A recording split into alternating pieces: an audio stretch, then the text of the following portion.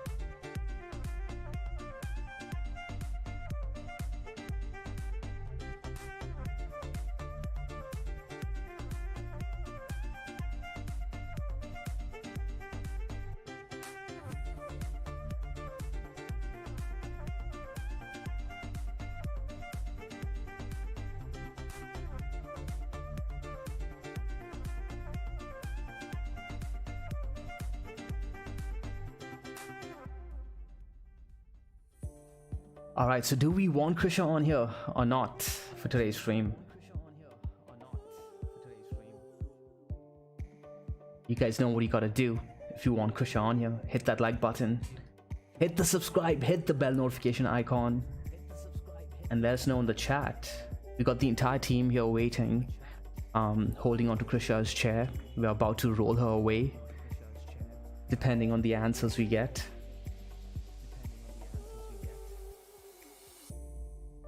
Austin Gardner says of course, but the rest of the chat doesn't seem to care much, Krisha, so maybe you gots to go.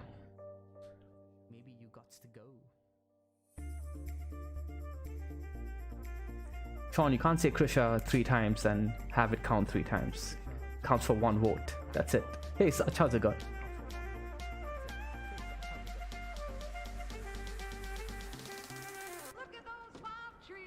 Look at those palm trees. How do you guys like the thumbnail, by the way, for today's live stream? I designed it. I'm thinking of going with that theme moving forward.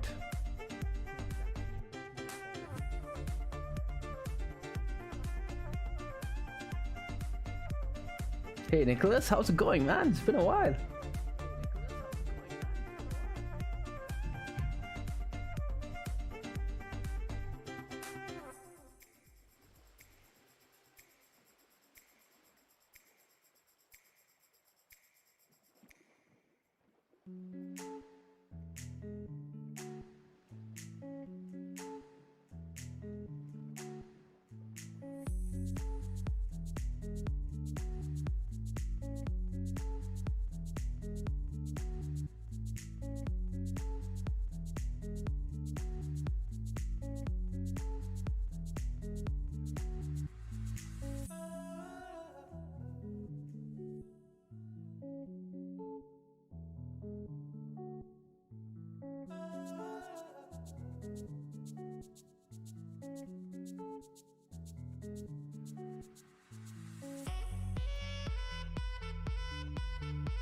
2 minutes, guys. 2 minutes. I want to see more likes than viewers. 24 likes. Let's try to get up to 30 likes. If we get up to 30 likes, I'll tolerate Krisha's presence in my live stream. Oh man, I'm gonna pay for that one. That's something I'm gonna pay for. Oh, likes are ticking up. 32 likes. Awesome. Alright, Krisha, you will be tolerated.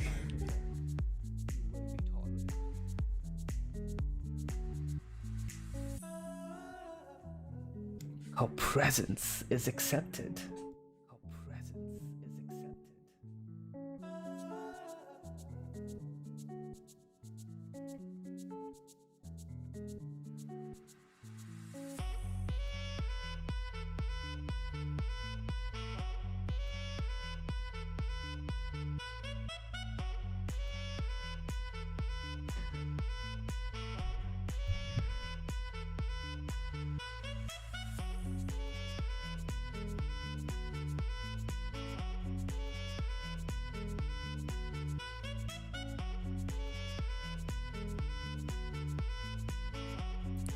Alrighty then, let's get this show started.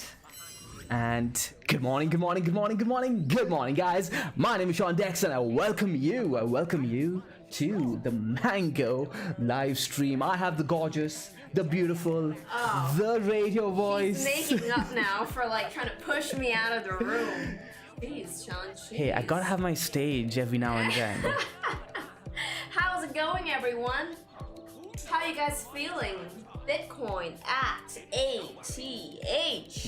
Yeah, I really want to know what the chat is feeling right now. What's the sentiment? Let us know. Are you guys thinking we break into new all-time highs? Thinking we break into 70,000 this week? Krisha definitely wants that to happen. Bitcoin. Or do you guys think that this is it for Bitcoin? Are we going to see resistance over here? And all coins still have a long way to go. So what's the consensus? Here, I'll start. 70K soon. Krisha, 74. you gotta type it. It doesn't count. Okay, let's type it. 74K next stop. Sherwin says he's selling 100% of his Bitcoin at 6666666. It's so crazy how that ends up being the resistance level. It is hilarious. For those of you who don't know what Sherwin's talking about, during Bitcoin's all-time high, once we cleared the pertinent levels, we randomly marked a level at 66,666 and 66 cents because hey, Halloween was coming up. And Bitcoin actually rejected right off that level. I'll go ahead and show it to you guys on the chart soon, but crazy. I bet you someone probably just, looked into that a little too much. Probably sold some Bitcoin too. My theory, by the way, let us know if you guys can hear us okay, if Krisha's close enough to the mic, etc, etc. My theory is that when people do set in their sell orders, whether they're using algorithms or their bots to auto sell, take profits, they got to have some sort of input, right? Yeah. And certain numbers that come to our mind, like very offhandedly, very easily, end up being psychological levels, right? It ends up being like a consensus that all of our minds round up to, right? That's why I round numbers like 50,000, 100,000, 66,000, 69. Those numbers end up being resistance, so or support for that matter. The psychology is a huge role when pertaining to technical analysis. In fact, that's what TA is. People think TA is reading T's and leaves, right? Tea leaves, but it's really you reading psychology, right? You're trying to get an idea of what the market psychology is at the moment.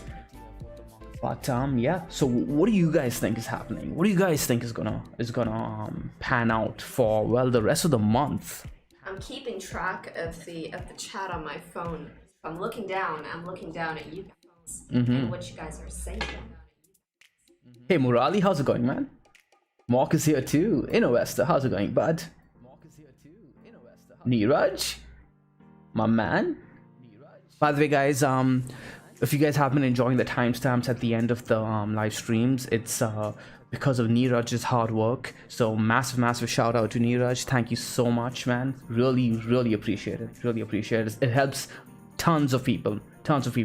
I wish I had the energy to do it myself after the live streams, but considering I'm an introvert, I'm so exhausted by the end of these live streams. No, that's like major props on that one, man. Thank you so much. Hey Stan, how's it going? And Ajesh is in here too, and IJ is in here too, man. Oh, he's here? Yeah, Where? we got all our favorite seedlings in here. Also, guys, hit those likes. Let's get them likes up before we begin. So we have a proper agenda for you guys today. This is what we're going to be discussing. We're going to be starting with Bitcoin, of course. Then we're going to be moving on to VeChain. Yes, you heard us correct. Murali is probably sitting at the edge of his seat on this one. Then Solana. I'm going to give you guys an update on my trade. Then we're going to be talking about Avalanche. And then Harmony 1 before we take requests from the rest of you guys. So again, the agenda: Bitcoin, VeChain, Solana, Avalanche, Harmony 1. Okay, then there's something interesting I do want to talk about in regards to crypto fear and greed that we were supposed to discuss last week. Okay, again, this is more so a question I got last week that I wanted to address for the rest of you guys as well. In terms of the requests, to be fair to the people on here, Kush and I decided that we'll be taking requests from people who do engage in the chat, people who are discussing and asking questions on the charts that we are. So if you're engaging, we'll be prioritizing your altcoin requests. But yeah, we're going to be leaving the requests for the end of this stream. So stick around if you guys want us to look at any of the charts that you are looking at. Okay, cool. So with that, Kusha, do you want to start? Should we start?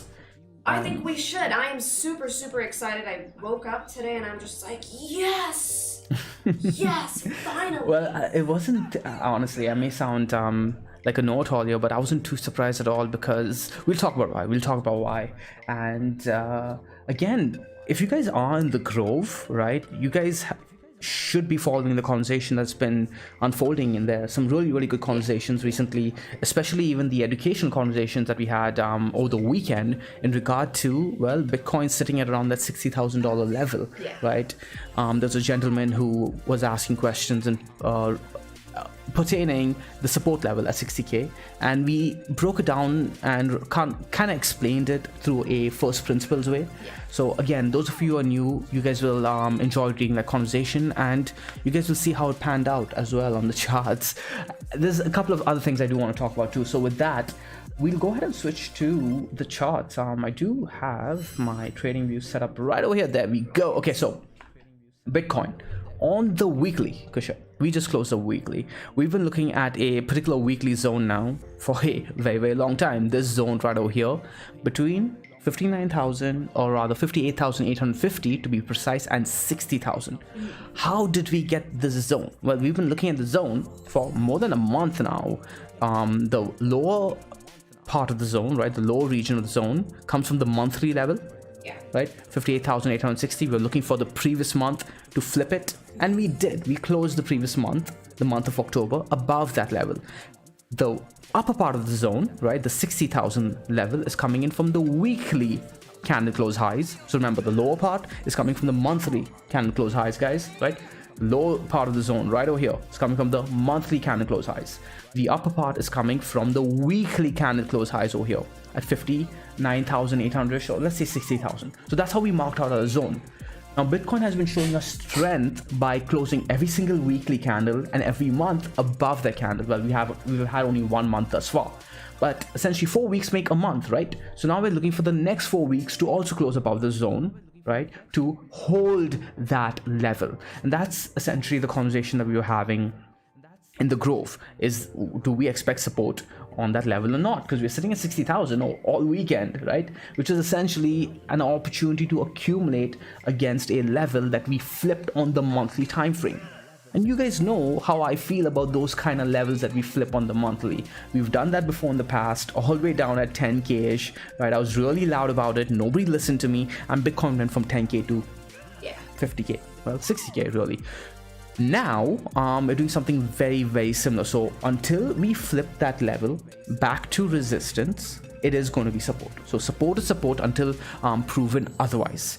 This is something else that I asked you guys to look out for all of last week pertaining to these weekly candles. Okay, now I want to go ahead and recap on that, because this will reinforce this idea for you guys when it shows up on other trade opportunities. And more so, you guys will get a better understanding of what I'm looking for. Before I go any further, can you guys hear me okay? Are you guys following me thus far? Let me know, chat. Let me know. I'll take a sip of my drink.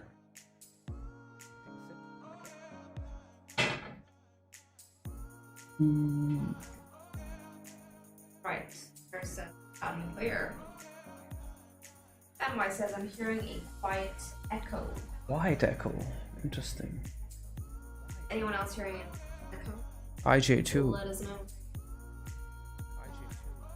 Yeah, because I have the stream playing in the background. Oh, snap. Let us know. Thank you for letting us know. But if you guys come across any more of those issues, please let us know. So it's a good thing. It's a good thing I paused, or rather.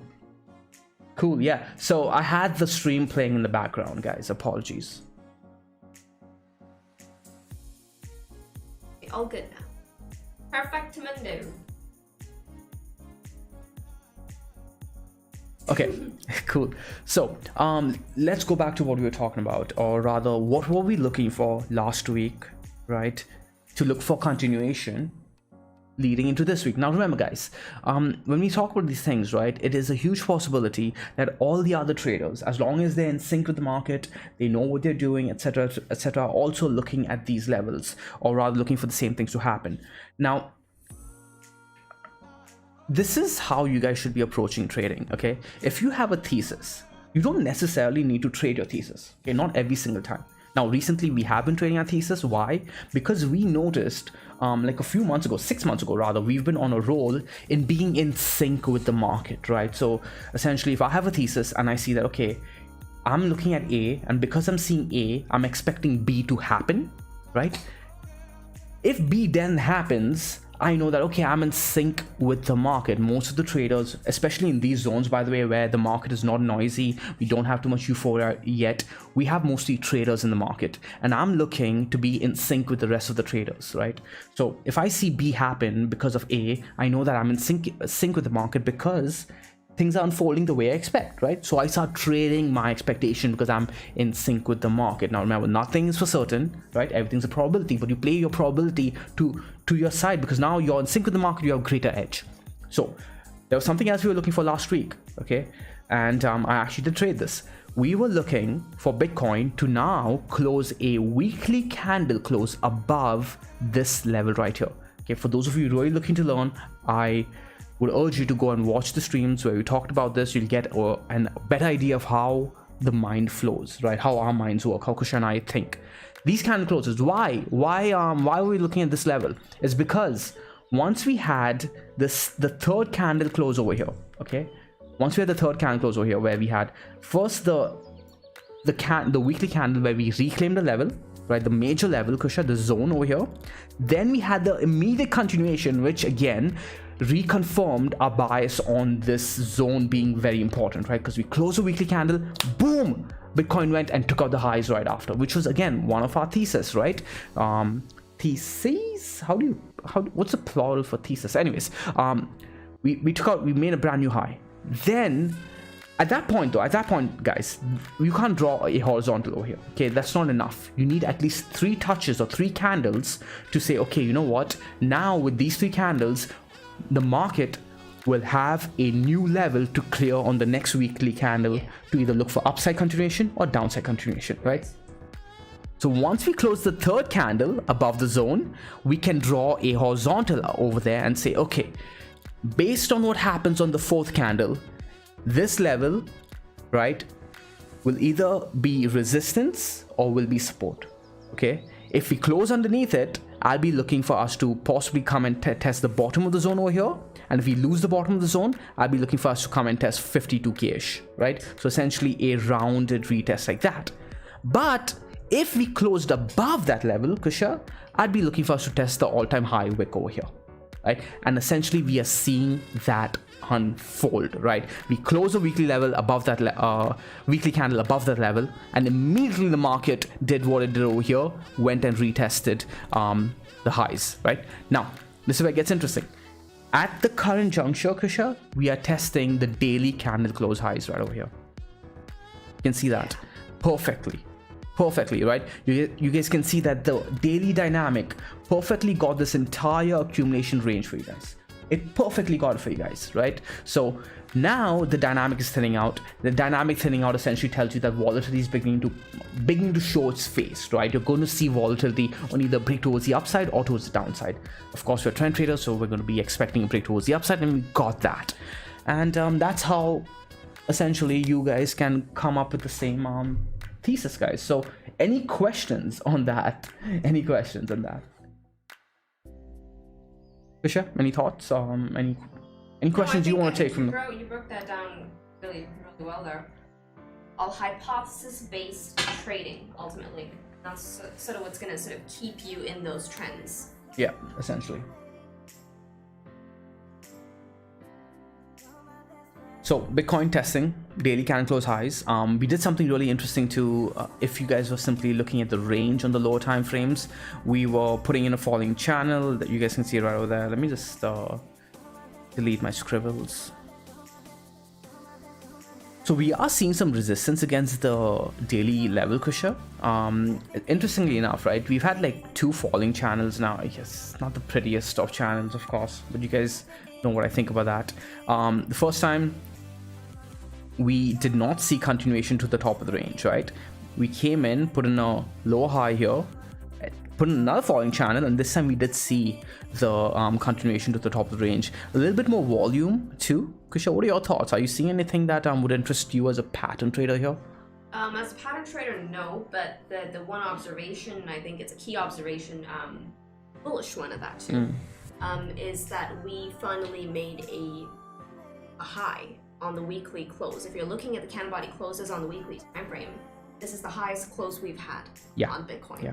So just by looking at that last weekly candle, the way we closed, look at how we just, so that was 3 weeks of us testing that region at 61.5k, 3 weeks continuously, and it was not just like any random test. Notice how we have the week. Can I, I'm just gonna grab your mouse for a second. This week right here, 18th of October.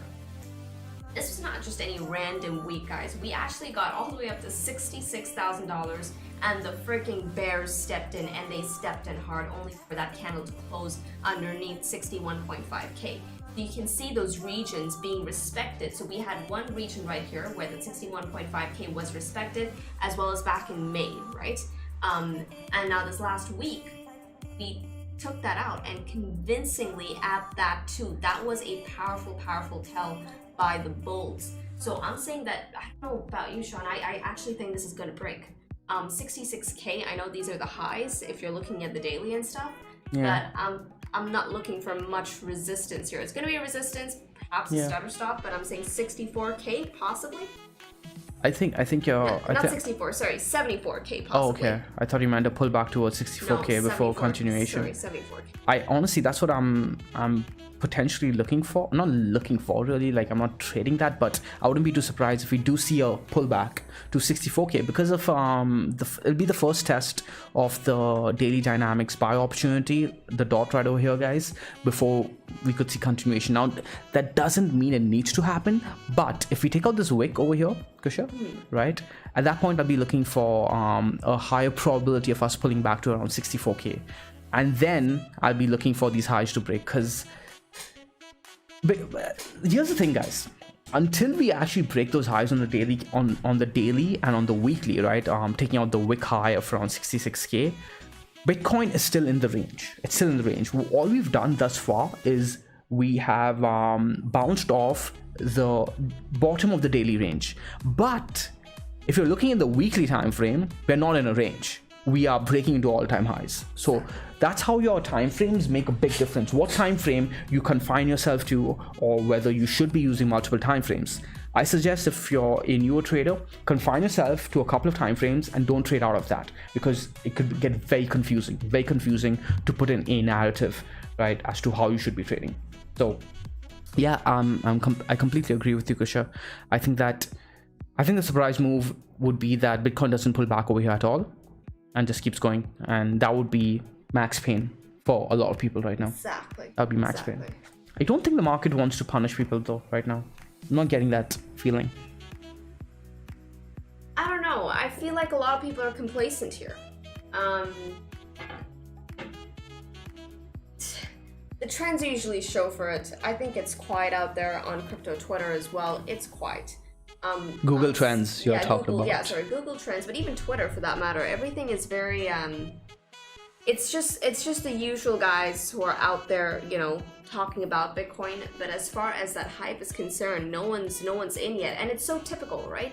People always think when Bitcoin is in these phases of consolidation, people always think that they have time, that they have time to get in, that they're like, okay, you know what, I got time to get my funds into the exchange, I got time, no problem. The thing about crypto is that, and I'm gonna say crypto in general, Bitcoin is included. I think Bitcoin actually tops the list here. But when it moves, it's gonna do a 20%, and you're just left there, thinking, shocked, stunned. You're like, shoot. Yeah. It's the Excuse my drift. French? It's the drift. It's and not then even, and then the pump. Exactly, and that drift is usually within its ranges of consolidation. Yeah. Right, and that's what makes people believe that hey, they have time, until the 20k, the 20% pump actually comes in, and that's when people are just left FOMOing into trades. Yeah. And that's when they get bad positions, and if they get it on resistance, they get in a region where Bitcoin hits some psychological resistance and it comes for a pullback, that's when they get too antsy and then they sell, and it's a death by 1,000 cuts.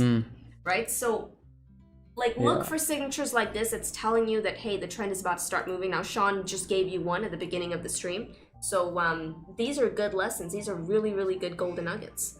Indeed, I completely agree with especially the death by 1,000 cuts bit over there.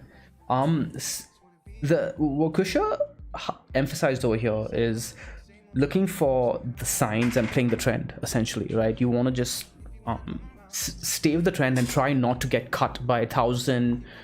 Well, you don't want to die before you get your massive wins. That crypto honestly just hands everyone on a platter, as long as you can play the trend. That's why we are such advocates, especially in crypto, to trend trade these markets, because it's really, really powerful. Speaking of trend trading, let's go ahead and check out the dashboard, Krisha. Yes, let's see what the dashboard has been saying with Bitcoin before we move on to our next coin, which is going to be VeChain, by the way. So for those of you waiting or requesting for VeChain, hold up, we're about to switch to VeChain. But before we do that, I do want to switch to the dashboard. And okay, so Bitcoin gave us the long signal on the daily time frame on the dashboard 9 days ago, right? So look at that, Kusha. You're seeing the returns on the daily, right? Up only 5%. Okay, up only 5%. Let's go ahead and see the returns on the 2-day time frame. The 2-day time frame is up 19%, right? And what about the 4-day time frame? The 4-day time frame is up 22%. And this is in line with what you were talking about, that you know, it's only like 9%, 10%, 20%, and then suddenly boom, 50% on top of the 20%. Suddenly you're sitting at 70%, 80%. That Bitcoin is pumped and you completely missed that. Yeah. That's almost 100% Bitcoin pump, right? And that's how people get out of position. They lose position completely, and then they're off chasing. What happens is people chase riskier assets because they missed a sure bet on a safer asset. Exactly. Right? Exactly. Yes. So be very careful of that. And if you guys find yourselves doing that, try to catch yourselves. Okay, so Bitcoin on the 4-day, we're looking at the 4-day right now, 31 days. So I gave you the reversal call a month ago. So a month ago, right, seems like a long time. But when it flies by in crypto. Think back to what you guys were doing a month ago. You guys probably like lost money in that time, and it's just passed by. So Bitcoin looking good, but now the big question is, how's it looking on the Mangoview? Oh, quick heads up to all of you, quick update. The Mangoview has new updates, new adds to the list over here. We have added Harmony 1 onto the list, and what else? We have added BTC, and there's one more addition. No, I think actually, yeah, you guys could look at the release notes. And I know one. I was more interested in one. One at BTC. And one is looking interesting too. Yeah. Nope. So we're going to be looking at one. There's something interesting on one going on, which is why I want to talk about it today. It's going to be one of the last coins that we discussed before we take requests from you guys. Okay, so again, a quick recap on what the dashboard does. Again, we've been using the weekly SNR and the 4-day SNR levels on the dashboard because it's drawn automatically for us, right? So it removes bias, right? That's why I like things like exponential moving averages, the Ichimoku, which by the way is all available over here too, right? For you guys especially who don't have access to the premium version of TradingView, you guys can use the dashboard, especially since we have multiple time frames, the 2-day and the 4-day, which is available for the free users of the dashboard too. Again, the dashboard has a free version, so make sure you guys use it as well as a premium version, right? So app.mangoresearch.co. You guys can turn on your Ichimoku, your cloud, etc. And what I really like about this that is not available on TradingView is the automatic support and resistance lines. And it's the same reason why I like EMAs, etc. It removes your biases, right? Because support and resistance lines, you can draw yourself and you can adjust them yourself, right, to fit your bias. And that's when your traders really struggle, right? Now, trend lines are even worse in that regard because you can like adjust the angle, and again it's kind of fitting. It's still on support, guys. I'm not gonna sell. So that's why I prefer support over trend lines, especially if you're new. And now you can take it one step further. You don't even have to draw your support and resistance lines yourself. Take out more subjectivity out of it and add more objectivity onto your trades. And again, we're going to go ahead and click the 4-day SNR levels right over here before we switch to the weekly. And you can see that Bitcoin at the moment is threatening to close above all 4-day support and resistance levels, right? We just drew in a new resistance level, or rather the dashboard drew in a brand new resistance level for you guys right over here, coming in at around 64,280. So for next week, we close above that. Bitcoin is essentially onto all-time, or rather blue sky breakout territory on the dashboard as well, and any retest of that level at 64,000, Krisha, we were just talking about 64,000 right at the beginning of, well, just like 5 minutes ago. Exactly. Which I derived from the dynamic. Yes. Right, the daily dynamic. Yes. So now that's lining up with the dashboard's automatic support and resistance level that has just been drawn. This is the new level drawn in by the dashboard. So now we're seeing confluence on that 64,200 level, right? So if we do come down over there, that's going to be a buy opportunity. You guys are seeing confluence on the dashboard as well as the dynamic.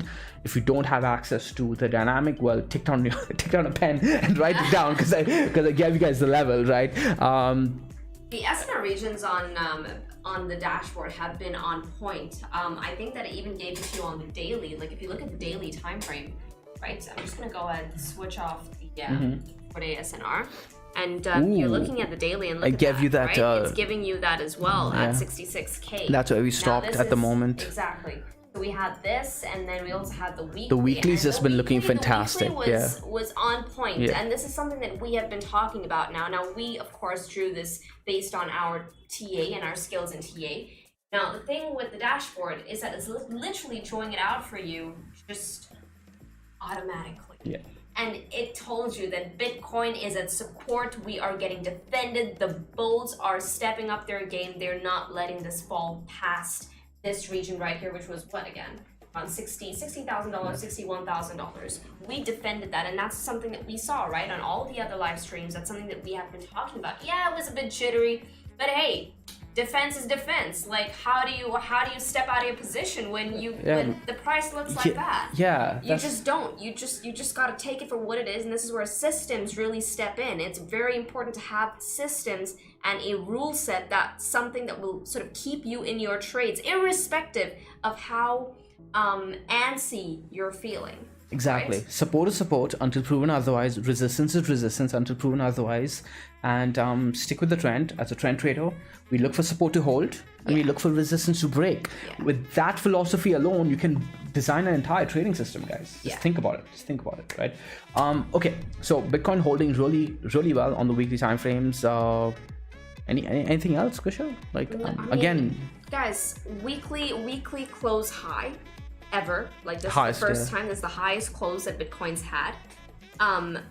The next target, where am I getting $74,000 from as the next target? We're essentially looking at least I, as a pattern trader, I'm looking at the measured move of that beautiful cup and handle, and you guys can see it right here, right?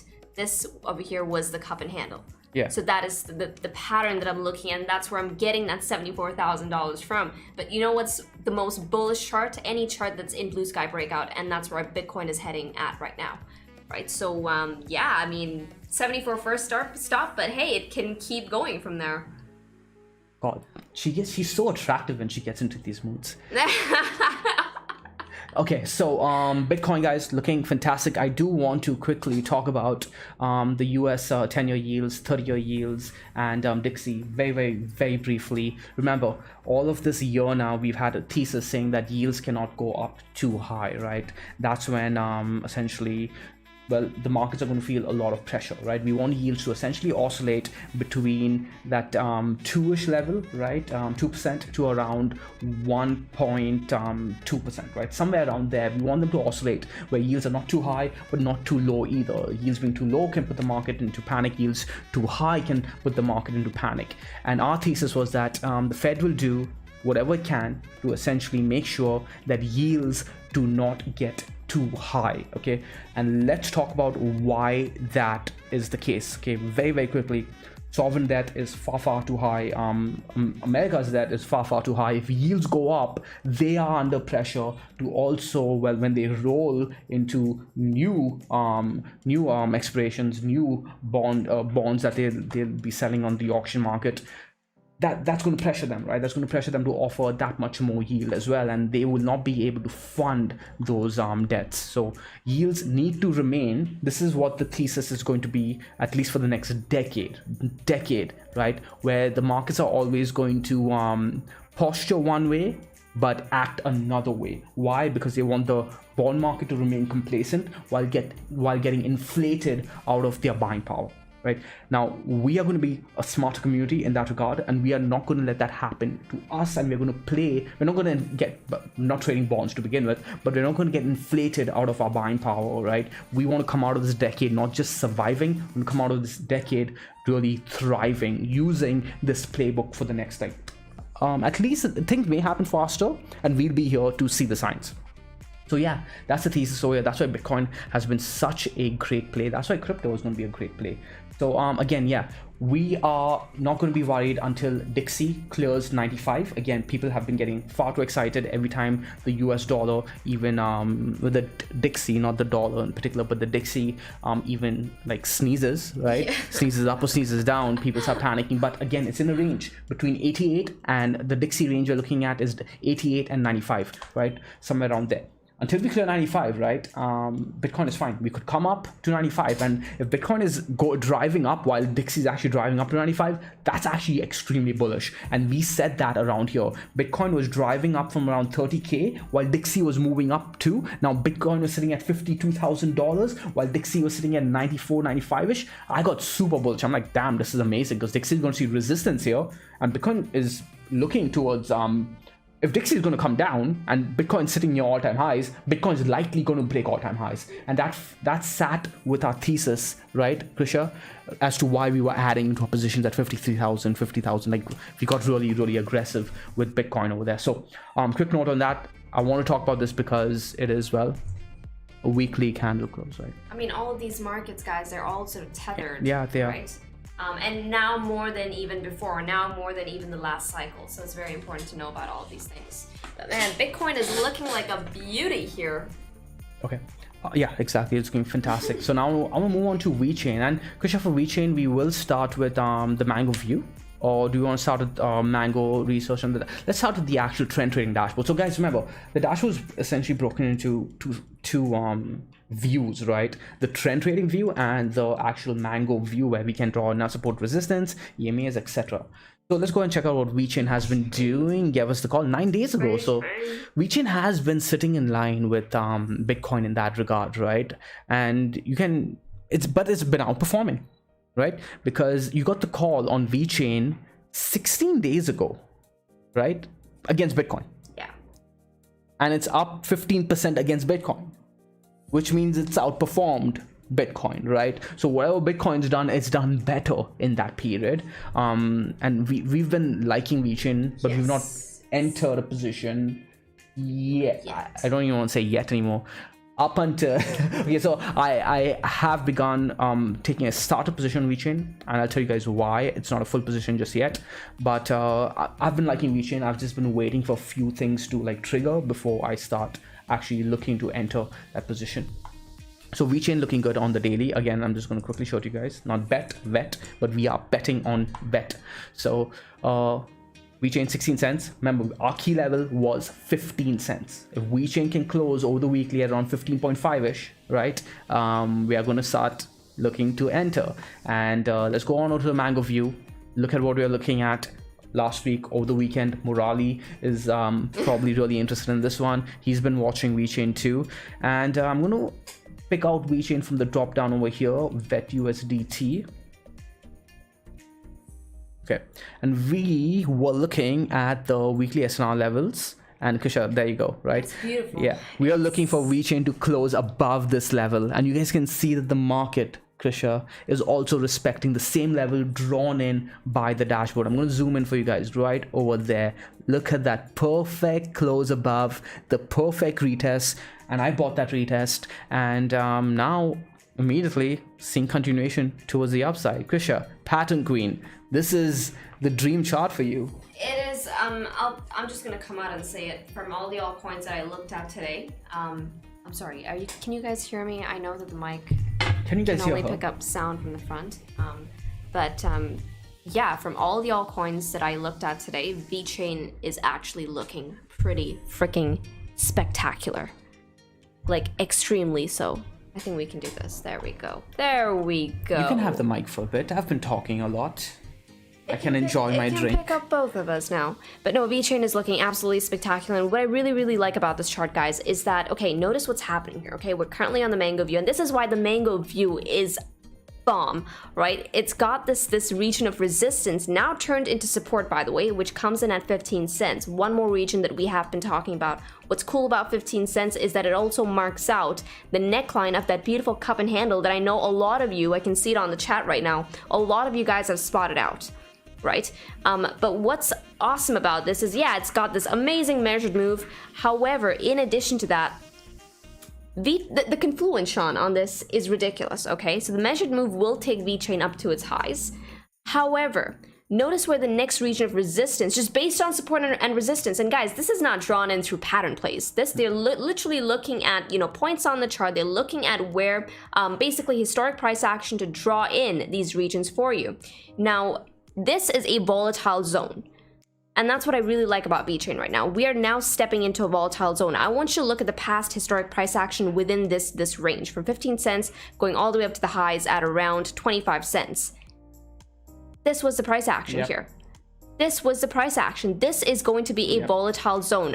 If there is a stop, maybe perhaps a stop at around 20 cents, about 20 cents until we get back up to the highs at around 25 cents. But I think this is going to be a very, very profitable range to be riding. And at which point, Sean, if this goes, I think VeChain is likely going to end up outperforming Bitcoin within this. It's already phase. doing And so, right? we're So I seeing think the if dashboard call Bitcoin, it. so this is going to be a bold thesis and a surprising thesis coming from me, being a Bitcoin bull. I think if Bitcoin keeps going, and VeChain also, okay, let me put it this way: if Bitcoin keeps going, most alts are going to feel some pain. VeChain, however, may very well outperform Bitcoin in this range. Now, I could be biased, right? Because clearly I am. My bias is on VeChain because I'm putting a trade on VeChain, right? And I'm looking for VeChain to outperform Bitcoin, but it doesn't need to, because I like this USD chart enough in that I know that once it starts breaking to all-time highs, it will outperform Bitcoin, right? With just a impulsive move. So something Krisha mentioned is how the measured move is lining up with all-time highs, right? And if you're playing support and resistance over here, you'd be playing essentially the same thing. So I like that for confluence, and with that I want to show you guys more confluence. So if you guys look again, zoom in over here, the level we're looking at is at around I can't read that, it's 15.7, right? So let's switch on over to the dashboard right over here, sorry, the actual charts, and we're going to switch to VeChain USDT. And you guys can see that I have a horizontal zone marked over here too. Okay, we're going to zoom in, and this is how you get confluence, guys. When you start seeing that your dashboard is lining up with your own horizontals as well as your indicators that remove bias, right? You get more confirmation on that level being respected. Why? Because multiple people with different styles are likely going to be looking at that level as well, right? And the market as a whole needs to figure out, okay, where do I buy? If I'm looking at a certain level to be a buyer, or rather I'm looking at a certain asset and I want to be a buyer, where do I want to buy, right? And again, this sits in line with what we're talking about in terms of 66,666 and 66 cents happening to be a resistance level on Bitcoin. People need to come up with a number to be sellers and buyers, and support and resistance over here lining up across multiple things now. Manually we were able to draw the automatic support and resistance levels, the pattern play that Krisha is looking at. Krisha, you're looking at this as inverted Adam and Eve? Cup and handle. Cup and handle. Okay, there you go. Maybe a bad pattern trader like me is probably looking at this as the inverted Adam and Eve, or possibly an ascending triangle, right? It really doesn't matter. The level is what matters. Level is what matters. Now let's go ahead and see what the dynamic is saying, guys. Okay, and what do you know? The dynamic happens to be right over there as well, right? So those are the kind of trades I like. Okay, where everything lines up and makes it easier for you to know when you're wrong. Because if we flip this level, guys, I can get out of the trade and not think 3 or 4 times about me getting shook out of a trade that was good, right? I know very clearly over here when I'm wrong. And remember what we talked about in the earlier part of this video. When the dynamic gets thin, volatility is about to pick up, right? Yeah. Which side is not really known. That's where you have to use the other parts of your TA, but the dynamic is indicating that, hey, we're pretty thin over here. We thickened out for a tad bit, but not too much, right? And historically, when VeChain has done this in the past, when we flip the dynamic, come down to retest it, we've had a massive run, right? Now again, I'm looking for something very, very similar. Hopefully we get it. Dynamic has also flipped green. I'm liking the look of VeChain. I do want to show you guys that even though can you guys hear me fine? Yeah. Okay. Just let us know if the audio is off a bit. Even though the dynamic has flipped green, I want you guys to be a little bit more cautious, okay? Especially playing the dynamic, because we haven't really closed a weekly above the dynamic, the entirety of the dynamic just yet. Close into it. Dynamic is flipping green. Volatility is good. Seeing signs on the dashboard as well. Support and resistance drawn manually by me as well. We flipped that as well. So we've not flipped the dynamic just yet. So we don't have all 3 check marks, okay? But it's enough for me to get a starter position. I want to show you guys something, one last thing on the daily time frame before we switch on over to our next altcoin, and clear out the dynamic over here, flip on our support and resistance, and look at that. Look how cleanly we've been consolidating over the past weekend above this level. Yeah. Any thoughts, Krisha? And it's just based on this, right? So we're seeing that this level is resistance on the weekly time frame. We have the dynamic lining up with it. However, on the daily time frame, the daily is likely giving us the first sort of signs of the bulls really picking up the pace against resistance on the weekly. And I think that they're winning this game. I mean, just look at this current daily candle, Sean. We've taken out the highs. Yeah, you put in a new high. That's really key. This is going. And if we close the candle like this, all right, this will be a close high as well.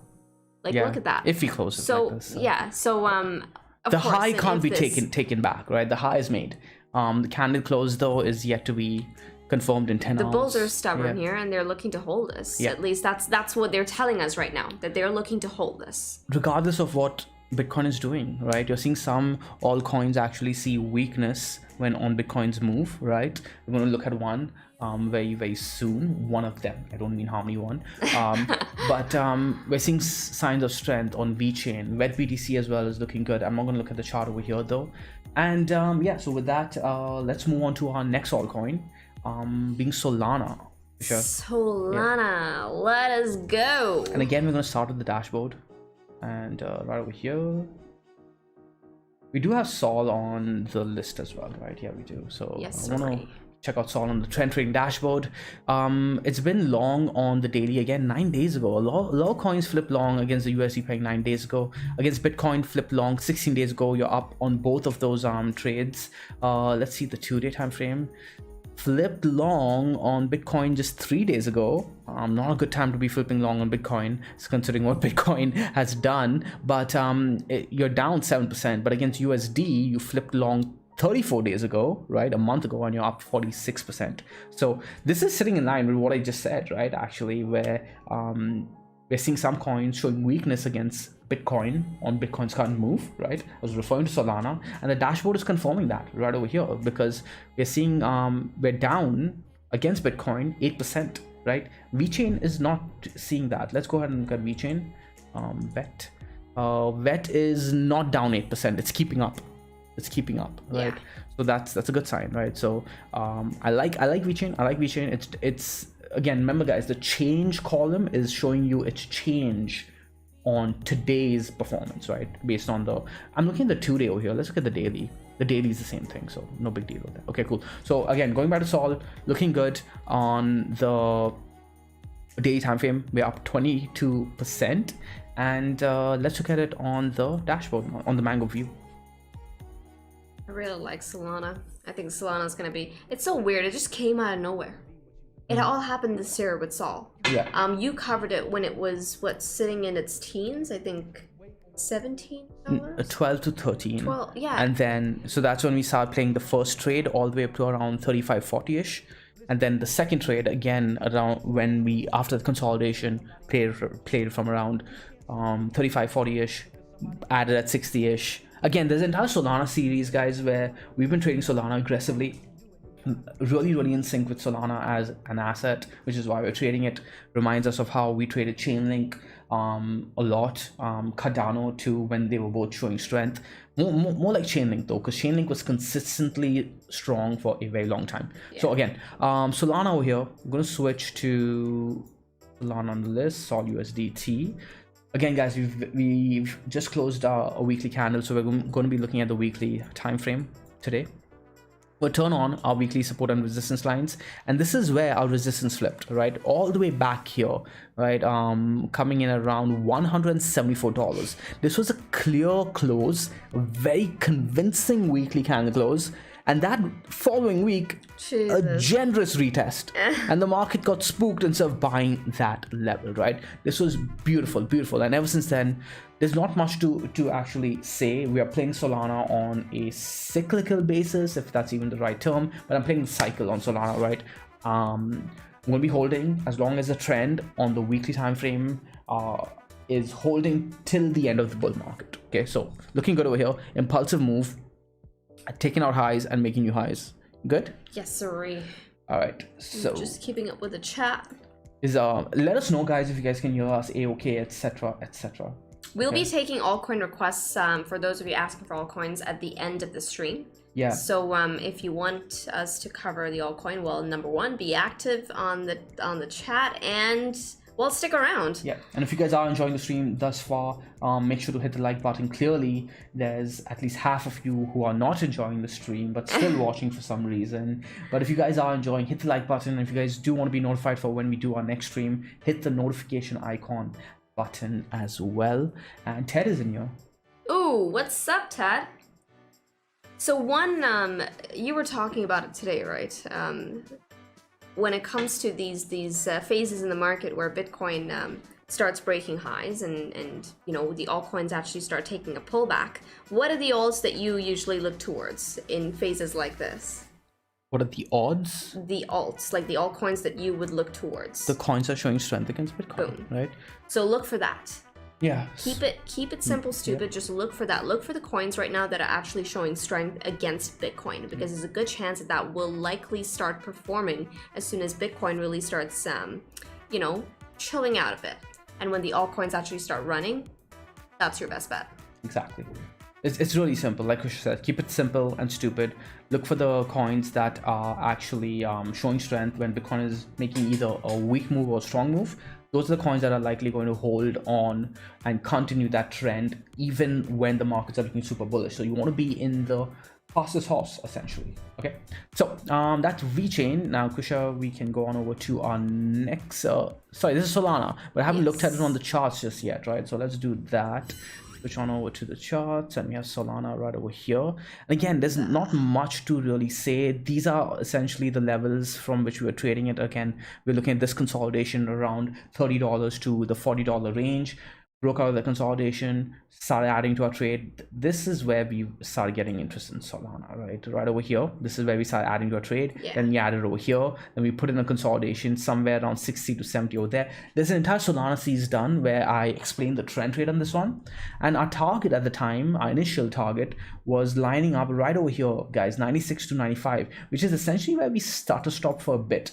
But that wasn't our that wasn't our eventual target, right? We again watch the series, but that was our interim target, and we were looking for more, which is why we did not look to sell our position at this level over here. It was a psychological level too, lined up at $100, and then we had another leg towards the upside, put in another consolidation. Right over here was a bull flag. Over here was a descending triangle that could also be looked at as a bull flag that broke towards the upside. And now we're looking for continuation, period. This target is lining up. Again, very, very similar situation.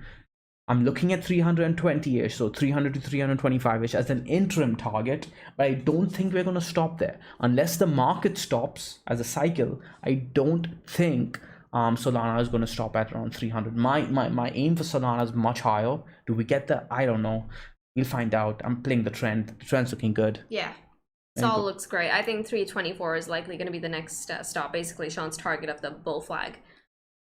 It's giving me Ethereum-like vibes. Yeah, exactly. Sol's chart is, and look at that. Like, I remember when I first saw Ethereum at the very least, it was sitting at around $90. And, I mean, it just rallied to 300 in no time. But the hype back then was crazy. There was that whole Ethereum alliance and everything. You're not, while you're seeing Sol make these moves, I mean, I don't know, the hype is not akin to what we saw in the last bull market. Yep. Nope. Not even close.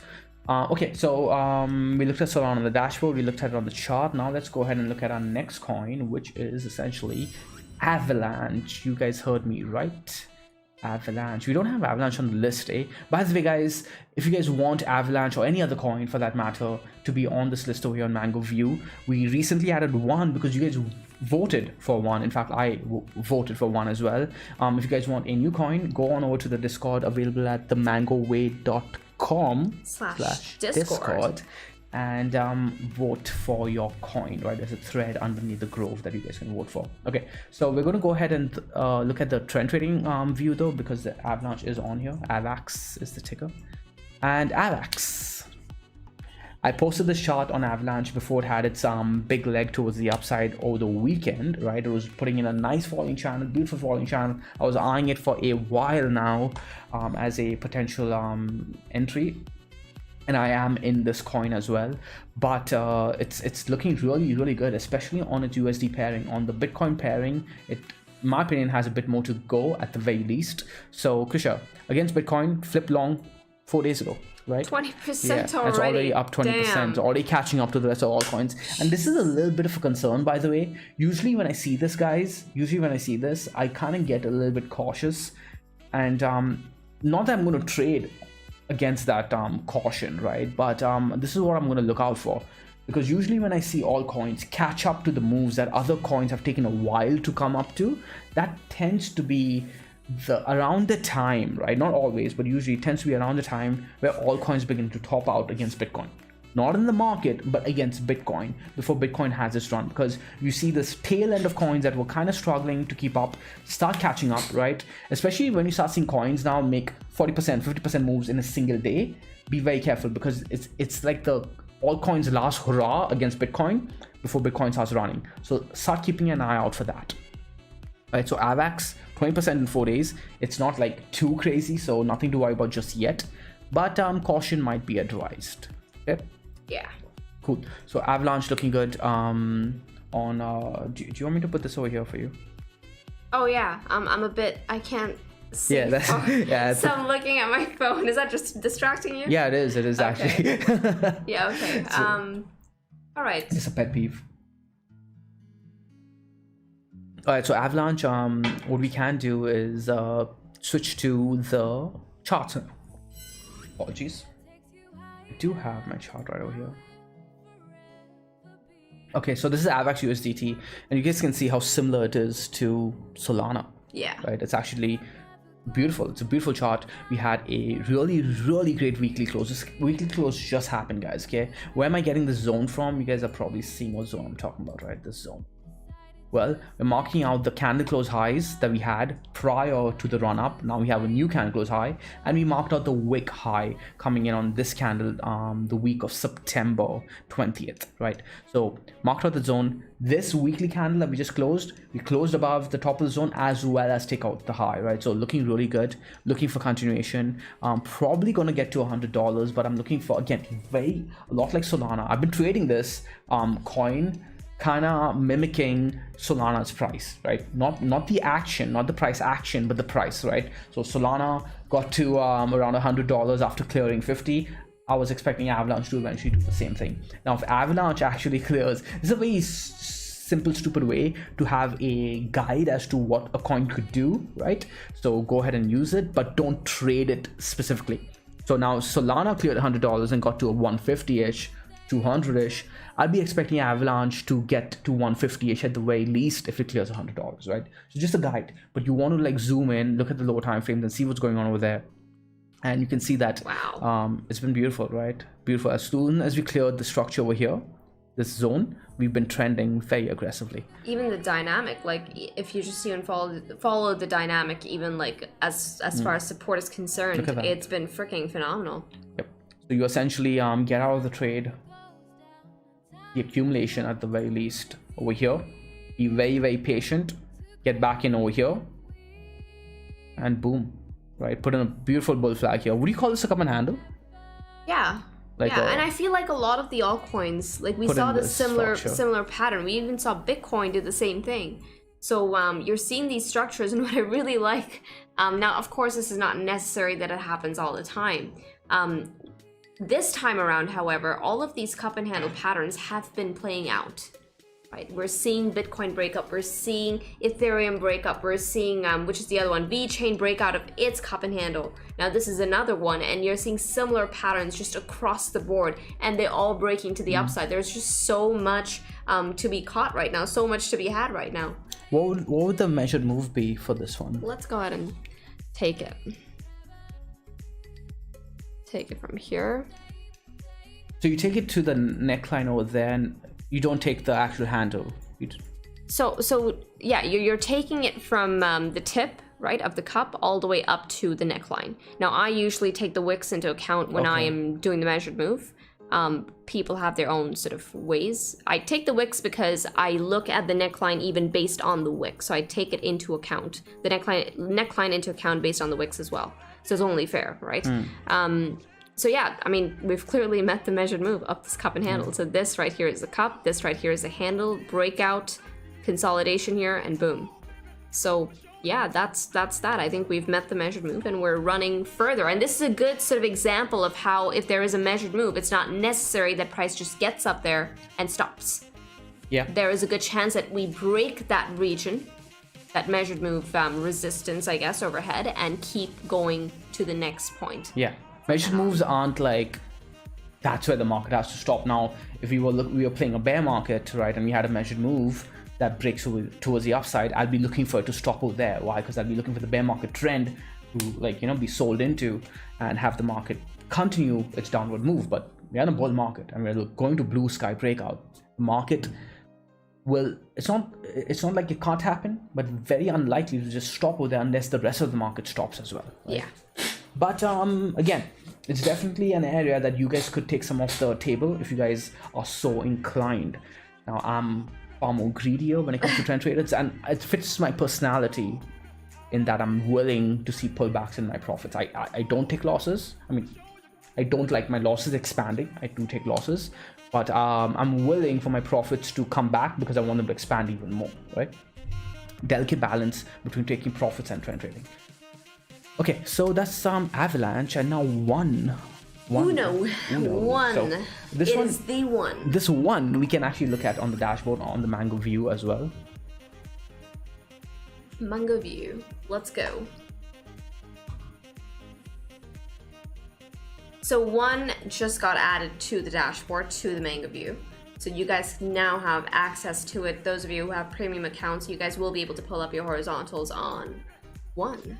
Yeah, I haven't done this yet. It's going to be a quick test. Let's start with the 4-day SNR and see what's going on over there. Ooh, it's at resistance. Yeah. And this is what I wanted to talk about in terms of one. It's not looking the best on the weekly time frame, but I'll show you guys what I'm looking at on one on the lower time frames. It may get interesting very soon. So the 4-day is marking a resistance level, no support underneath because it's probably too far away. Yeah. Let's go ahead and maybe we can turn on the daily SNR to see if we have any. Yeah, so you guys can use the low time frame SNR levels if the high time frames don't have enough price action just yet, or if it's too far away to be able to derive any level. So I'll be looking at this level. Yeah, it does make sense. If price does come down, take out this low over here, I'll be looking for it to come down at least to 25 cents, right? Possibly to 21. So one not looking as hot as Avalanche Solana. Let's look at the weekly SNRs, see if we have any confluence. Weekly is pointing all the way down here. So we have 4-day resistance overhead and weekly all the way down here at, what is this level?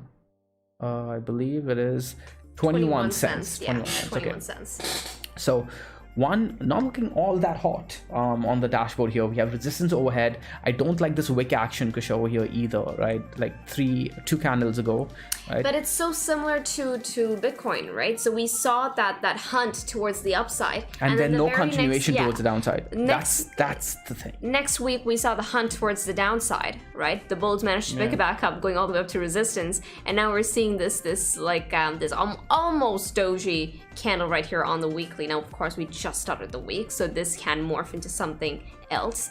But just by looking at the current market signature and the fact that we're looking at the one USDT chart, I'm saying that I'd be giving one the benefit of the doubt here as far as the bullish side is concerned. Well, it is a bull market. So. Yeah, exactly. If we're seeing Bitcoin tick to the upside relative to USD, I'm going to be looking for the alts to also start ticking to the upside relative to USD. So I'm saying on this chart, even though it's a bit chippy choppy, I think that the bulls have it here. The bulls have the edge. Because if you do think about it, where did one get picked up? We didn't come down to the previous support level, or rather the support level that the dashboard marked, right? In fact, we tested this high over here of this candle. We tested the high, and that's where we got picked up. So the market was eager to be a buyer quickly, and we closed pretty well. Yeah. Right. Even though we put in a very toppy candle, but it's not toppy until you take out the wick low over here, and we took out the wick low. Did not see like the continuation you'd expect, right?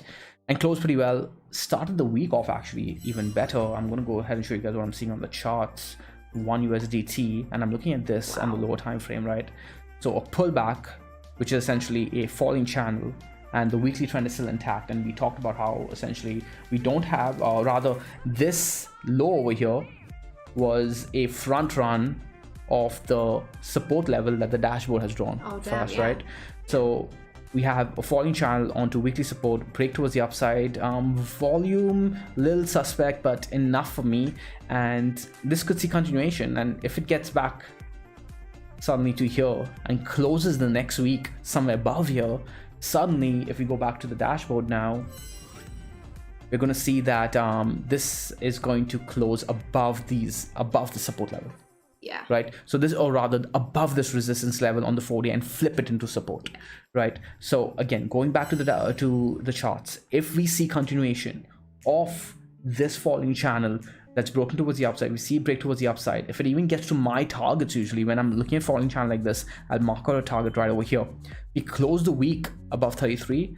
This is going to start looking good, and I'll be looking for one to eventually get to 50 cents. Yeah.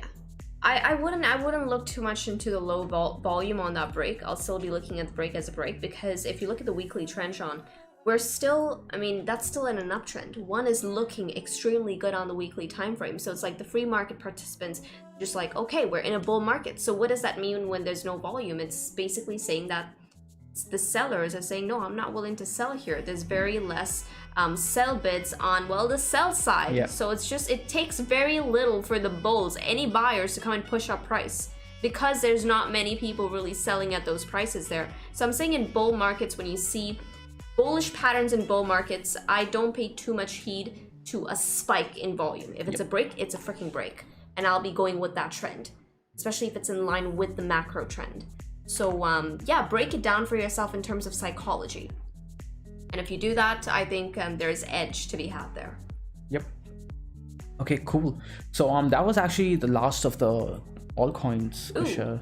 So we have no more. Let's take a few altcoin, or rather not.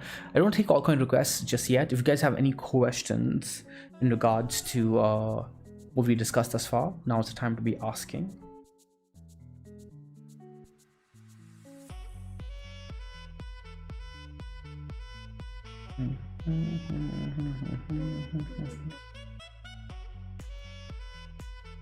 Ooh, Mango D's in here. How's it going, man?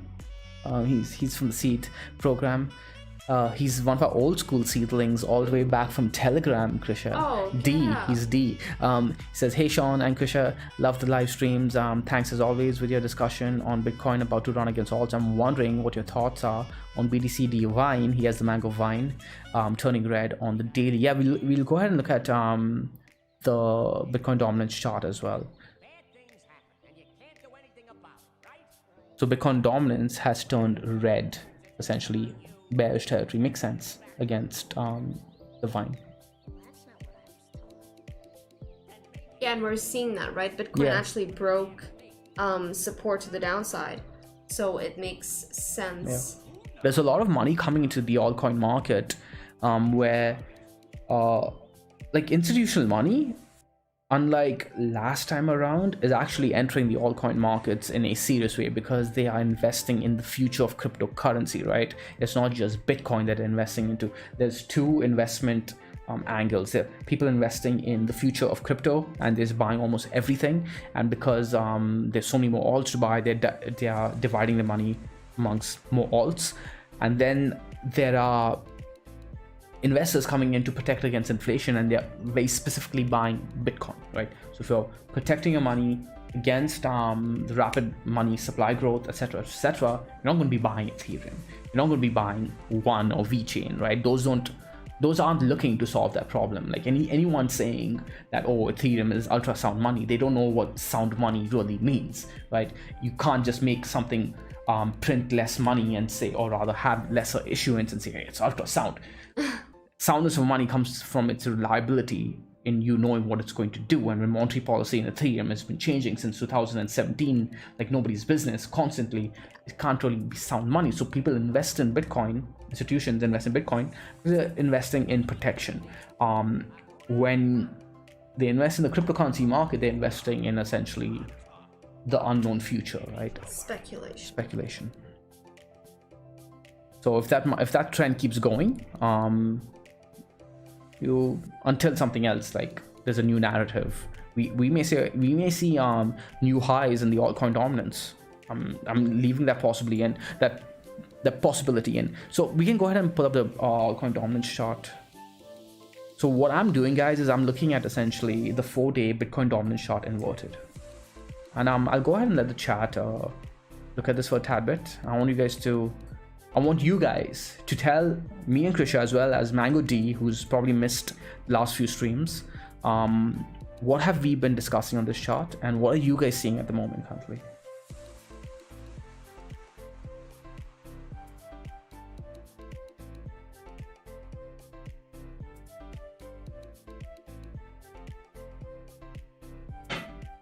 Lots of good questions.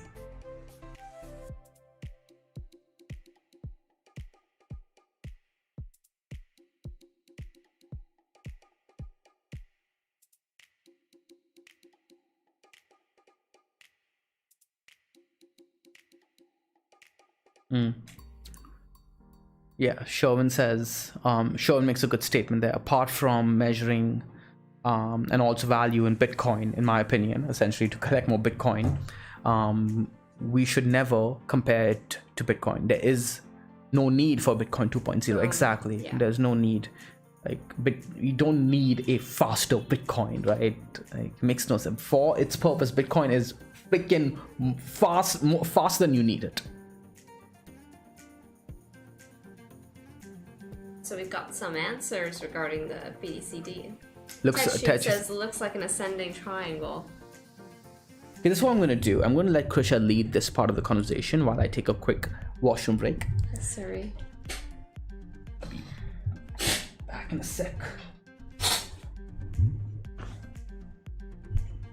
I don't know, Ted. I think an ascending triangle would be too premature right now.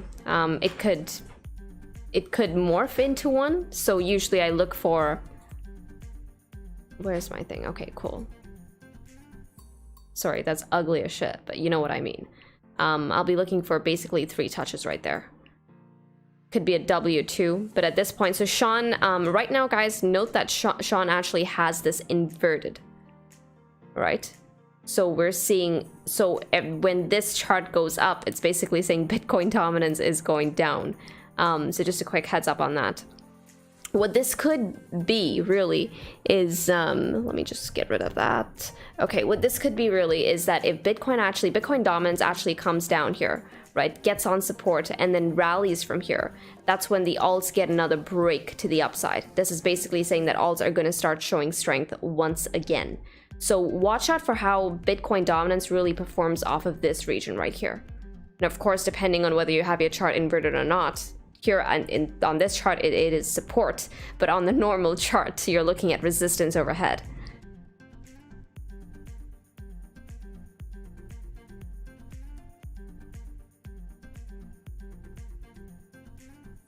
Alexandra says double W formation on the chart. Yeah, could be. Could be. I usually look towards Bitcoin dominance to really give me the tell. So especially when it's against support or resistance, I find that that's a really, really good tell on that. Okay, maybe if I'm like overexposed to altcoins and say Bitcoin dominance is currently sitting at support, right? That's when I'm like, okay, this is a good chance for me to maybe possibly pull back a bit, you know, start being vigilant with my altcoin positions, to give me a tip on that, hey, you know what, Bitcoin is likely going to start its party now.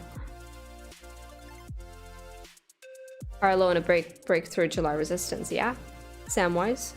Samwise, I like that name.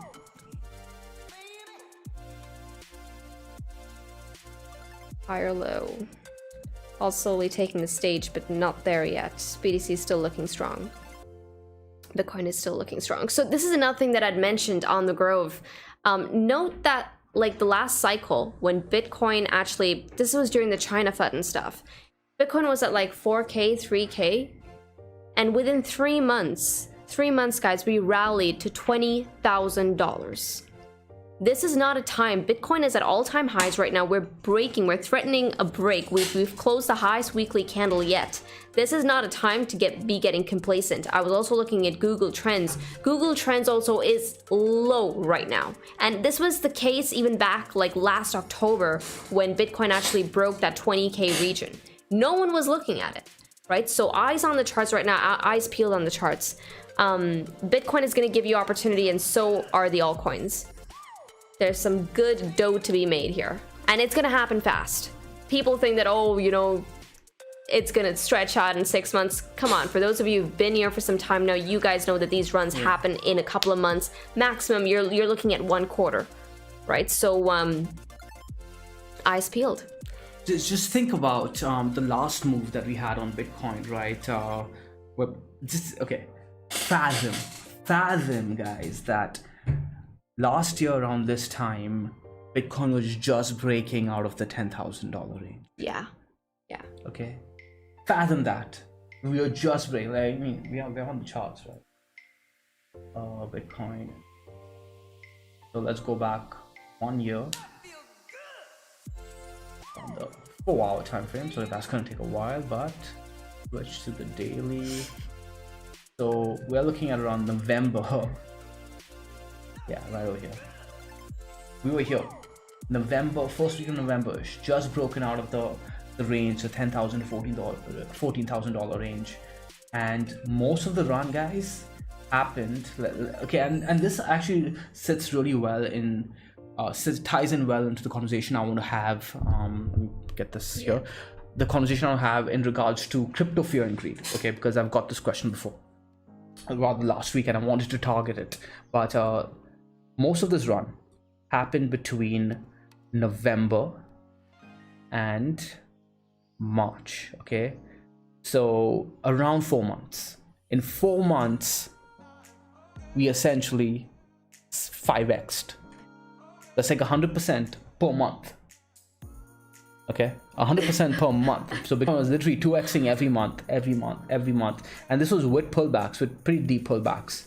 And this wasn't even that crazy of a run compared to what you were talking about, Kusha. 2017 was nuts. All of it happened in 6 weeks. Yeah. The big move from around 4K to 20K happened in around 6 weeks, right? So everyone was talking about, oh, it can't be the top over here because blow off top. I don't agree with that. Can't have a top without a blow off top. Can have a head and shoulders top, right? Like Jesus. But anyways, so a lot Bitcoin can move and the markets can move in tandem with it very, very fast, right? Very, very fast, which is why Kush is saying eyes on the chart. And now this ties in well with a question I got saying, hey Sean, crypto fear and greed is pretty high up, right? So I'm gonna go ahead and actually, you know what I'm gonna do? Yeah, let's pull it up here. So crypto fear and greed currently sitting at around 75, right? And yes, these emotions, these market emotions do matter, but sorry, I lost my train of thought. I thought over there for a second. Just adjust a tad bit. The screen is really, really freaking bright.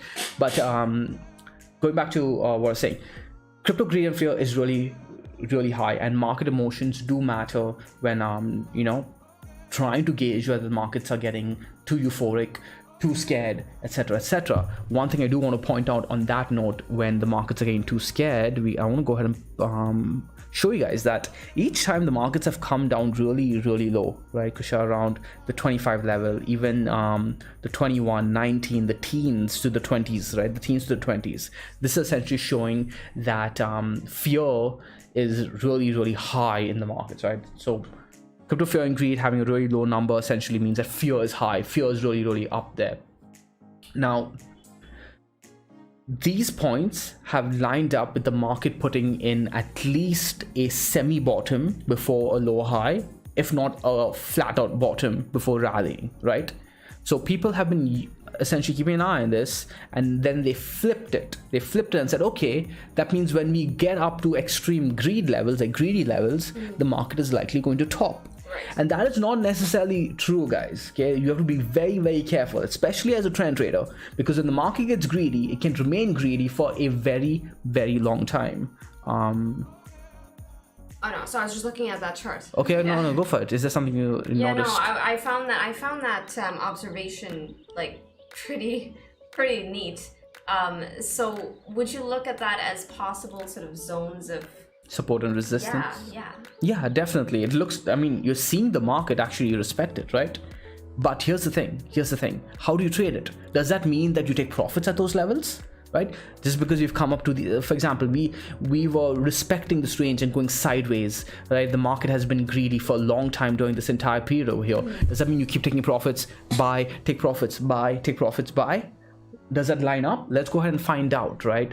Let's go through this period over here where essentially the markets were greedy at 90, not even 70. Remember guys, we are sitting at 75ish right now. The markets got all the way up to 90, like so extreme greed, right, during this period, right? How did that end up playing out on the actual chart? So this is what I'm going to do. I'm going to switch to my charts over here. I am on my charts, but I'm going to go ahead and pull out the crypto fear and greed on that area. Okay, right on there. Okay, cool. So that way you guys can see both. Now I want you guys to notice, if I pull it up again, we reached, at least based on what I can see on this website, we have our timeline going only back up to November 9th. So essentially, I think it's giving you only 1 year's worth of timing, or 1 year's worth of price data. So first week of November 2020, right? And we were at extreme greed, sitting at 93, okay? And we stayed around that zone all the way till the first week of Jan. Right. So what did the markets do? From the first week of November, we had essentially just broken out of that monthly all-time high, Krisha. Okay, monthly candle closes at around 14,000, all the way to the first week of Jan. So that would be somewhere around here. So the market was extremely greedy and stayed greedy for a good 2 months.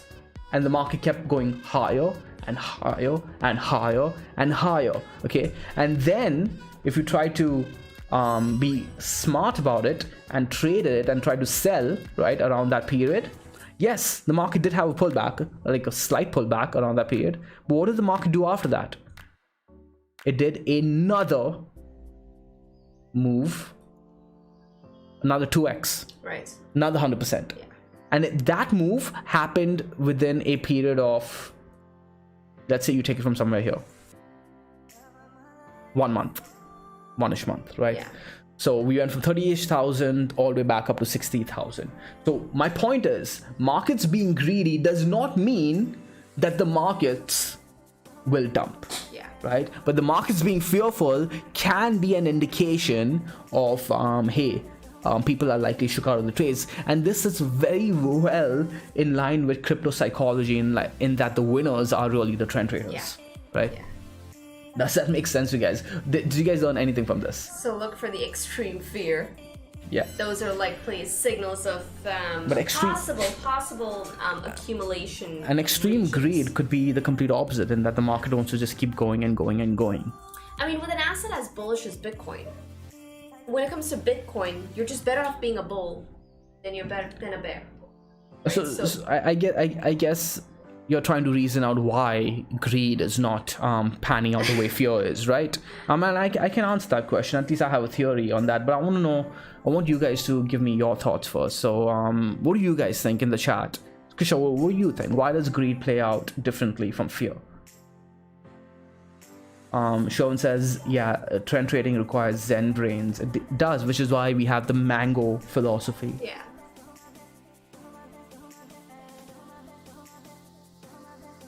So, you tell us, guys. I want you guys to let us, give us your thoughts. Or Krisha has a thought that's formulating. It's a compounding thing with greed. You know, you feel like when it comes to greed, everyone's making money. Suddenly you feel like you're untouchable when you're on that roll.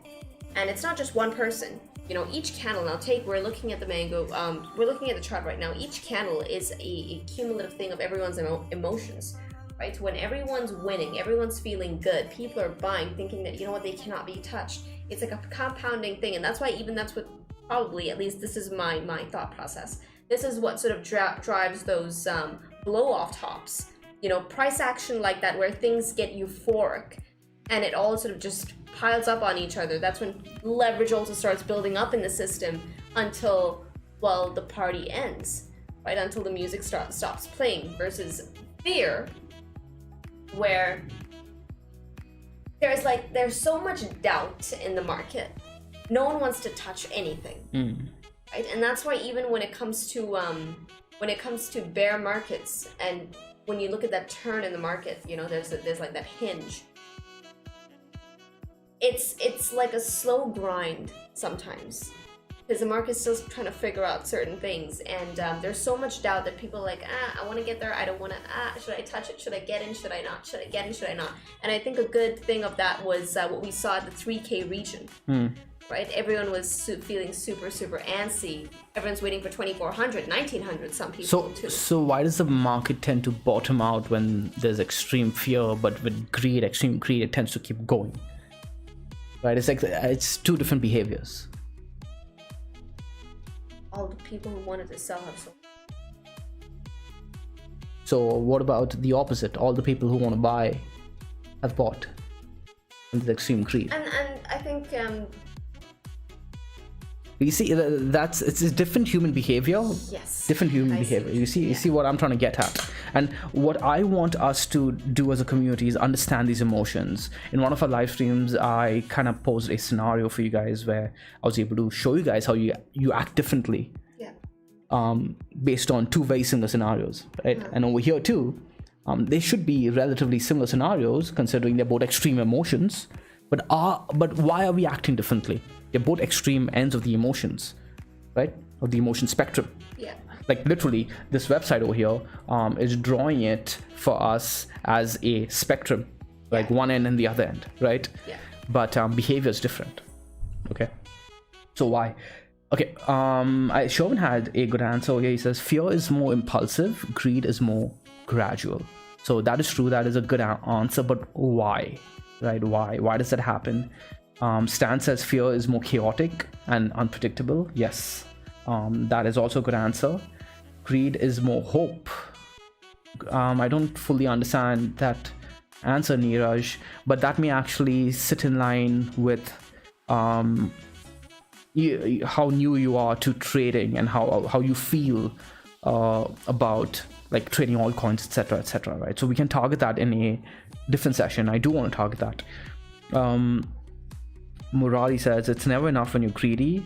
That's why it goes on for longer. But then what about Krisha's very valid statement where she says everyone who's left to buy has bought, right? She says that. So rather everyone who's left to sell has sold, right? That's when it comes to fear. Why can't we have that same emotion when it comes to buying? Everyone who's left to buy has already bought at extreme greedy stages, but it keeps going. Markets keep going.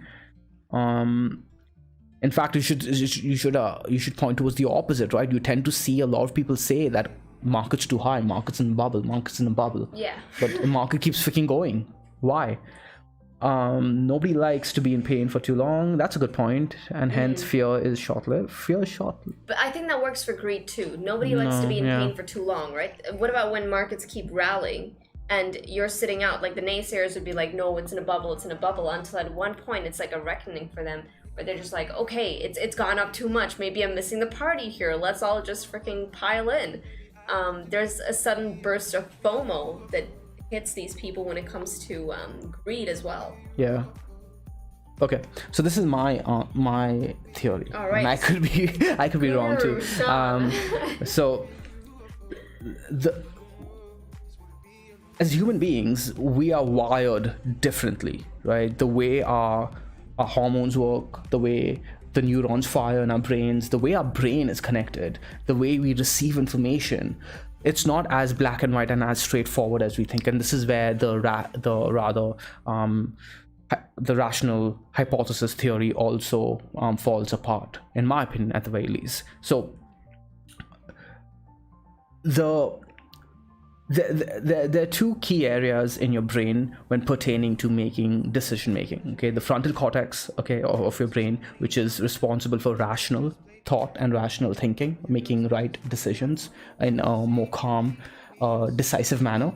And then there is the amygdala, which is literally the part of our brain which has allowed us as a species to survive, because the amygdala essentially is responsible for all fear responses. Okay, every time we sense anything that could be dangerous, that could be harmful, that could be critical to our life, right, the amygdala is actually the one that handles that information.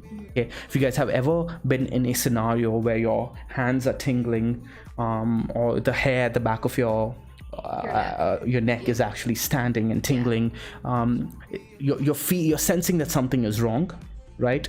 But you haven't been able to put words to it just yet. You know that something is wrong. Someone is following you. Something like, something is wrong. You just don't know what yet. Your spidey senses tingle, right? We've all gone through these emotions. What's actually happening over there is that your amygdala is picking up on information that that your frontal cortex hasn't really evaluated just yet and made sense of that information. But the amygdala is hyper responding to it, quickly acting on it. Why? Because that's its job, to act before you can make sense or freeze or think twice. If a bear is coming running at you back when we were still in our caveman days, a bear is running at you, charging at you, right? You don't want to sit down and think and do calculus over there. You want to just run for your freaking life, right? You want to get back to your cave. Your instinct needs to, your fear instinct needs to kick in. Now here's the great thing about the amygdala that allowed us to survive, but also the bad thing about the amygdala that doesn't allow us to survive in the financial markets. The amygdala short circuits every other part of the information processing flow in your brain, right? So if fear is if information is entering your brain, information that could be damaging to you, right, that could be harmful for you, that could be scary, that could be critical for you, the amygdala will actually short circuit every other part of your brain. It will short circuit the frontal cortex that is supposed to process that information under regular circumstances. It will take that information, it will actually reduce flow, okay, to the frontal cortex, and the amygdala will handle it instead. And that information is not being thought out rationally, right? Which is why you see irrational behavior when markets are fearful. And that is the key part there, guys. Irrational behavior when the markets are fearful, because the amygdala is taking control of people. It steps in first. It steps in first. It's like the first sort of barrier that you go through, that the information goes through before anything else. Yeah, it's like, you know how markets gap up, they limit up or limit down in traditional markets. They essentially limit the market from going any further, right? They limit, it's like an artificial stopper, right, of the markets being a free market. So over here the amygdala is acting like that too. It's an artificial, it's not artificial, it's natural, but it's the amygdala coming in and stepping in and saying, hey, no, I'm handling this, right? It explains why sometimes when you see something really shocking or scary or very, very depressing, people faint, right? Why? Because the amygdala gets activated so forcefully that all blood rushes out of the frontal cortex and you faint, because there's no blood in that part of the brain, and you black out for a time at the very least. So those emotions are really, really useful for you when a bear is charging at you and you need to run away. But in the financial markets, when the bear is charging at you with the markets dumping, those same emotions, you see a bear on the charts literally dumping into your profits, right? Dumping into your losses, and your losses are expanding and you get fearful. Yeah. And now you're not thinking rationally anymore, guys. What you're thinking is, I gotta flee, right? So the rational thought is hijacked during fearful responses. So now going back on over to crypto fear and greed, I think you gotta train yourself. Yeah, so and I have an example for that too, right? So when we reach these extreme fear zones, you can kind of get, as long as you trust this chart to gather information properly, right? You can gather that, hey, people are likely acting irrationally over here, right? Because their amygdalas, it's a human biology, right? Now, Krisha, you used to train to be a pilot, right? You can help us with this example over here. But when a plane stalls in mid-air, okay, and the plane starts going nose down, your first response Your amygdala is going to tell you, hey, pull the freaking lever up, right? But what's going to happen if you do that? It's just going to make it worse. It's going to make it worse, and you're going to stall even further, and it's you're dead. You're dead Because you lose the lift, yes. right? I believe, yes. right? You lose lift, and that's what you need. What you need to do apparently as a pilot when your plane stalls, you need to apparently, I don't know, she would know, go down even further, get that lift, and then drift up, right? You have to do literally the opposite of what your amygdala is telling you, which is flee, go back up, or I'm gonna freaking die, right? So in the markets, it's a similar response. You need to, that's why I tell people, that's why I tell every seedling, your job right now is not to make gains. Your job right now is to survive, right? And that's what they train pilots to do as well. First, you guys need to learn how to survive before you can fight a fighter jet, right? Fly a fighter jet, right? You need to be able to control the plane under those kind of scenarios. You need to be able to survive, right? So it's a very similar thing over here. We need to survive in the beginning phase so that these emotions, they don't get the better of you. The amygdala doesn't get the better of you. You know how to react. You're like, all right, I know what's going on over here. I'm feeling these initial instincts to act stupidly, irrationally, but I'm trained enough as a pilot, because a pilot who goes over those drills over, how many times did you? Yeah, so you have to go, I mean, you practice, right? It's lessons, but it's hours. You're spending hours sometimes to actually get it down. And it's that, I think it's something that requires practice over time for you to really overcome that part of your reflexes. Yeah. Because your first reflex when the market dumps is sell it. Yeah. Sell it now. You're not even looking at TA. You're not even looking at support. Are you at support? No one cares. You're just feeling that pain, and you want to run away from the pain or the possibility of that pain. Yep. So I think that pilot analogy was like bang on. Yep. I think that's the best analogy you can use for this instance. Yep. And now here's the next part of the question, though. Why do people, now this may sit in line with blow off tops, okay? Right. When the markets get greedy, right, okay, and you see blow off tops, why doesn't that sit, why doesn't the theory sit in line with greed in a situation like, let me switch back here, right, over here. We had the markets stay greedy for a good like month and a half, almost, month and a half. And we didn't see the market actually have a blow off top. We did not see the markets go from extreme fear to extreme greed. It like leveled off again. Why? Because what people don't understand is that blow off tops are actually another representation of greed flipping into fear. Okay, at one point, okay, if you just go through the flow process of how greed plays out, and markets get greedier and greedier and greedier, and markets go up higher and higher and higher. Think back to 2017, we rallied from freaking $900 Bitcoin to 20,000, right? It happened slowly. There were interims where this happened, where we were greedy, went up to from 900 all the way to 3,200 and dumped back down to 1,800, right? But then the markets leveled off again, and the greed built up, and then it got crazy. Then we went to 20,000. At that point, guys, when the markets reach a point where the greed has reinforced itself so much, where prices turn into unthinkable numbers, we have two fear emotions kicking in now from two different segments of market participants. Okay. And I put a lot of thought into this, which is why I'm giving you guys my theories on this. You guys can let me know your thoughts. Two market participants who are in deep profits, okay, profits that are life-changing for like ever, like multiple lives. And then there are people who are taking I was going to say OSAP, but student loans for you guys and wherever you are in the world, taking student loans and buying the top of the market around $15,000, $20,000 in the market. Then you're like, okay, Bitcoin's going to go to 200,000. I'm willing to bet the farm on this. I'm willing to bet my house on this. Okay, so you have people who are fearful because they're about to lose life-changing profits, right. And you have people who are fearful because they have put everything on the line at these prices, and the slightest rock in the boat, okay, slightest rock in the boat can cause a bank run at that point, okay? And greed at that point flips to fear, in my opinion, which is why blow off tops are a representation of actually markets bottoming in a way. It's the same emotions. It's the fear. It's fear because you are afraid of giving up profits. That's what it turns into. And yeah, fear, by the way, is That's a good way to look at it. So that's it helps like a me good at sort of least. It twist helps on me. it. That makes so much sense, though. What do you guys think?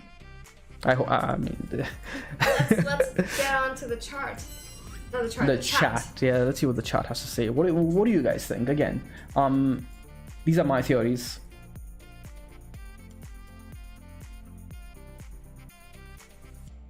And if you guys are in the Mangoview program, this sits very, very, very well with the module where we discuss pessimism, optimism, and realism. Right? As a trader, we need to understand all three emotions: optimistic traders, pessimistic traders, and then we strive to be realistic traders. And you cannot really be successful, in my opinion, until you understand where optimism comes from, where pessimism comes from, how those market participants are going to act, and how optimism can flip into pessimism, okay, and how you need to always strive to be a realist.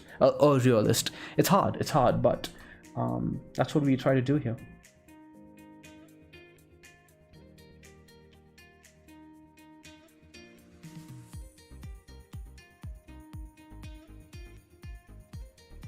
Bitcoin seeing a little bit of some resistance against the daily level.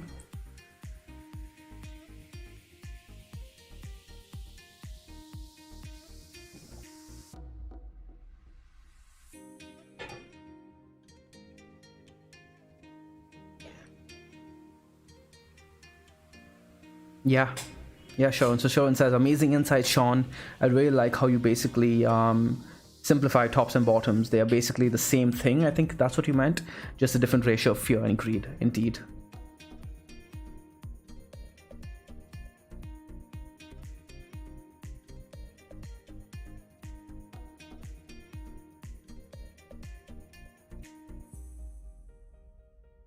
Interesting.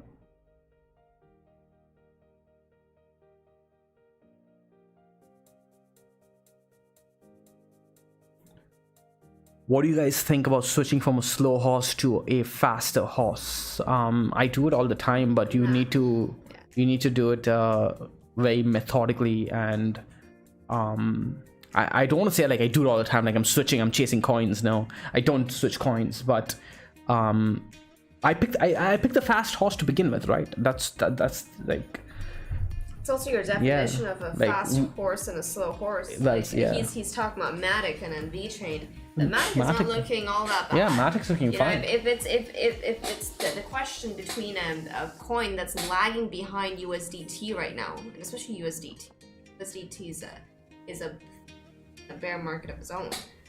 Your very first thing is to make sure that it's trending against USDT, but I don't think MATATA really falls in that category. I think you're trying to optimize, right? But you need to come to terms with it, that you're trying to optimize and you need to understand what you're doing.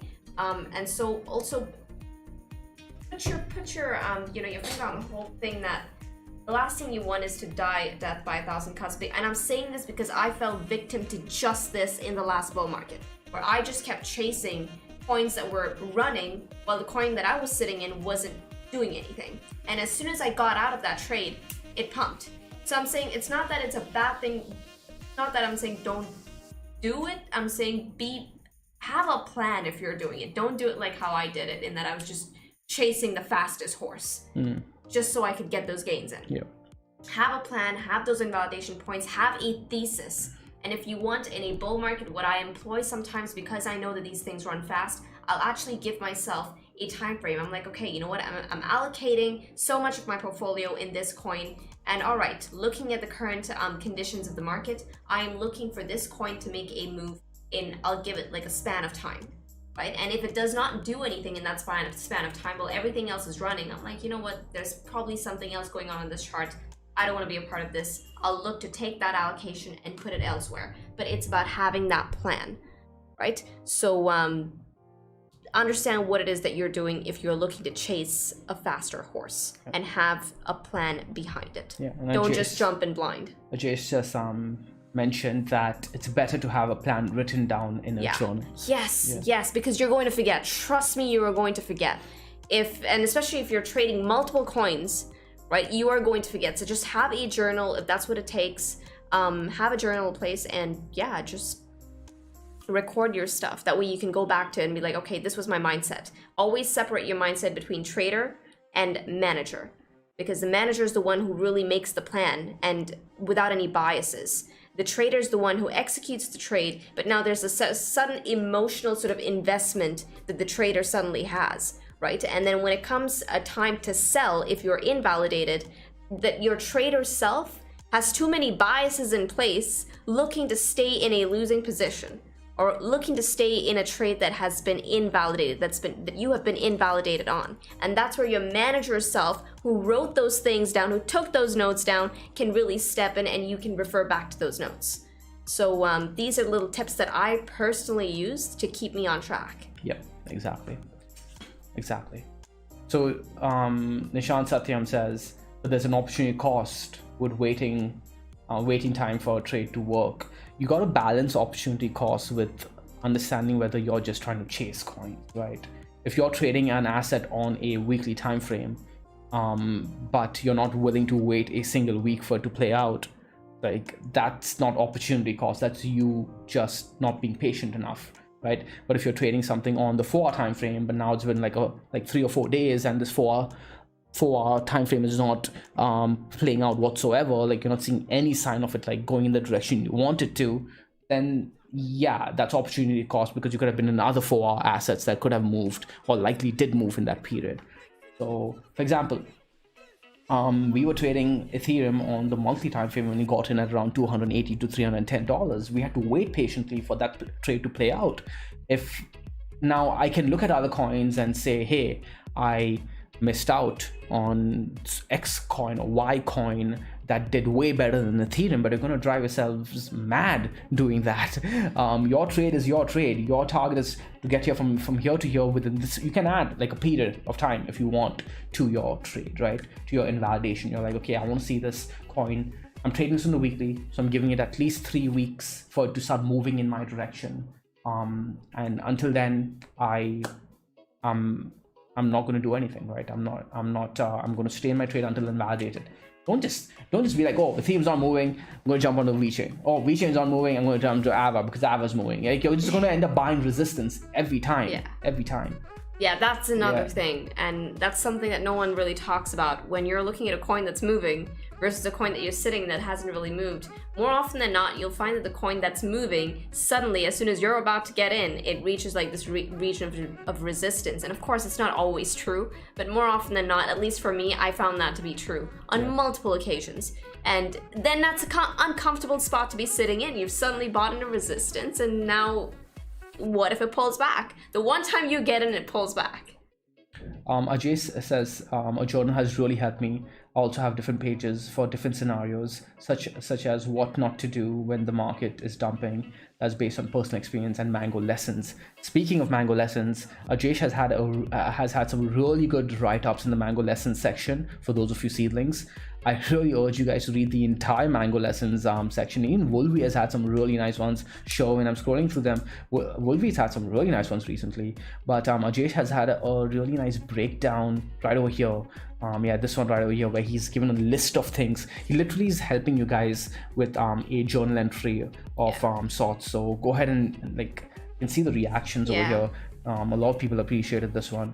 So Ajay also sent me a great message that I'll read it out. He used a great analogy, very Mango-like analogy, to explain the idea of buying strength to a friend who's a noob trader. So he used a football analogy. So I'll read it out to you guys next time, because we are running out on time now. We have only 8 more minutes before I end the stream, guys. It's been 2 hours. So, we'll take some altcoin requests. Stan says, I love the stream so much when Sean talks about psychology, emotions, and human behavior related to trading. I think this content is very exclusive in the crypto environment. Amazing content, guys. Yeah, people don't want to hear that. Stan, people want to hear targets. But now you've gone through the emotions of trading, right, Stan? And you know that these emotions, this psychology, etc. This is what's priceless. This is what people need more than targets, because I can give you guys targets. You guys are not going to trade it. Like, I gave you guys targets for Solana. How many of you guys traded it? I gave you guys targets for Bitcoin being $50,000. Like last year Bitcoin was sitting at 9,000. I said Bitcoin 50,000 is coming, right? Nobody traded it, right? Like, I can give you guys the targets. It won't freaking matter. It won't matter. I can give you guys exactly what I'm doing, and I told you guys I bought VeChain today, right? I told you guys what I do every single time, but I literally outperform people out of pure risk management and psychology. I don't outperform everyone, by the way. There are seedlings who completely wreck me, like in terms of profits, and I'm proud of that. But what I mean is, the people who only want targets are the people who I outperform. The people who are like focused and are focusing on doing it Mango, psychology, and execution. Those are the guys who outperform me.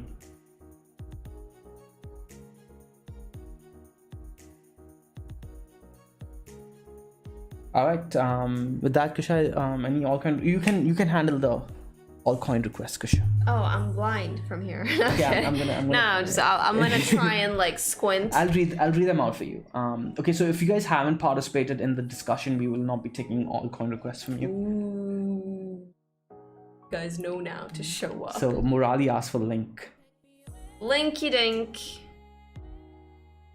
Ooh, Colette is in here asking for XRD. How's it going, buddy? Link on what? Binance? I guess Yeah. Binance would be proper. You do. For linky dink. EXRD is in Blue Sky breakout. We'll do it right after. Oh my man! Wow, chain link on a roll. Looks a lot like VeChain, eh? But hasn't closed Of just course, yet. once again, guys, cup and handle, right? This is what I mean. Yeah. We're seeing these patterns play out, and the thing is that it's more like a tip off on when you see much of the market playing out the same pattern, and we're seeing these patterns actually break to the upside. Now suddenly the probability of this one actually breaking to the upside is that much more, right? There's more strength under this pattern. So I'll say that this is a cup and handle. At least I'm looking at the psychology of it. And let's go ahead and take the measured move. Shall we? Shall we? That's it? What's like, what is this? A bear market? No, did you go? Oh, wait. Okay. All right, this is at $55 per Chainlink. But yeah, this is Chainlink's next stop, and then yeah, Blue Sky breakout. But so I'll be looking for how we honestly close relative to this region right here, coming in at around $34. Actually, I'll sort of bring it down a bit. No, actually 34. 34 is good. $34 is that region of resistance, which also marks out the neckline. This has historic significance in the past, as you guys can see. How about the daily quickly? Very, very quickly. And yeah, we start closing, honestly, guys, we start closing candles over $34 even on the daily. I think that's going to be a first tip, and that the bulls are likely going to take over here. What else? Got a request from Colette, EXRD, USDT. So ooh, Colette is looking at he's from the he's from the Radix. Yeah. So I told him I'd look at Radix if he shows up to the stream and asks for it on the stream, because he asked me to look at it. And this is a here. rocket. Yeah. So Radix closed a beautiful, beautiful daily candle. This on KuCoin, EXRD. I was looking at it on another. I think Bitfinex might have better. What's it should be on Bitfinex, Huobi. Okay, but either way, right, this was a major level. We were looking for Radix to clear this level on the weekly as well as on the daily, and you could have got a front run on this if you looked at the daily time frame right over here, and it closed really, really well over there. And ever since then, it was essentially threatening Blue Sky breakout. Over here too, I think we closed ever so slightly above it, right? And we did right over there. So you can see Radix respecting TA. People telling me, oh, you can't trade Radix on TA. I just had to shake my head at that, because everything in this market, if you can't trade something on TA, you shouldn't be touching that coin. And the fact that Radix was actually trading beautifully, look at that, guys, right over here, perfect daily candle close above, perfect weekly candle close over here, retest, or rather daily candle close above the weekly level, retests, and close above the weekly level too, right? So when you see something like that, the market is respecting TA. And this essentially did what most altcoins do. When it breaks out of a long, prolonged consolidation, it 2x's, right? And that's what I told you guys. Like if Radix breaks into the 20-cent region, I'll be expecting 40 cents. And where did it get to thus far? Did it get to 50 cents? Jesus, yeah. So what would 2x be? 2x would have been only around 40 cents, right? Yeah, so got to 50 cents. That's ridiculous. Seeing some resistance over here, psychological level. If it breaks 50 cents, I'll be looking towards 75 cents next. And this is again, depending on what we see now, does it consolidate or does it just keep going? If it just keeps going, I'll be looking at 75 cents. If it consolidates, we'll have more information, but we don't have information just yet. Be a little bit careful over here because we do have a rising channel. Again, I won't pay too much attention to this. No, I think it's broken. It's broken to the upside. Yeah, the rising channel is broken. Yeah, there you go. It's respecting it too. Bearish patterns in bull markets, guys, be careful, eh?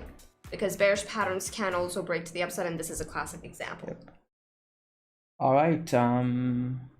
So, okay. One more coin, guys, before we wrap up.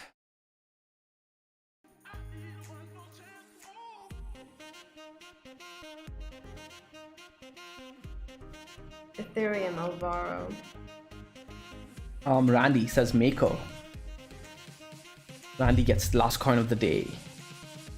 Should be on FTX.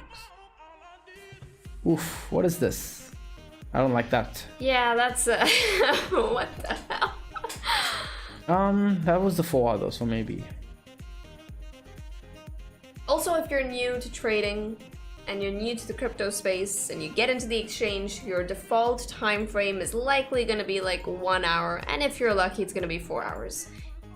Get out of those time frames and try and zoom out. Okay, get into the weekly time frames, get into maybe even your 2-day time frame, something higher than freaking 4 hour. Get into the days and the weeks. That should be your starting point. Do not let the exchange dictate your feelings, because that's essentially what they try to drive with that. Yeah. Right? Exactly. When you're in bull markets, you're actually seeing it tick up live. Yeah. And that can really induce some serious freaking FOMO. So do not, if you're on one of those time frames, get the hell out of those time frames. Zoom out of the picture.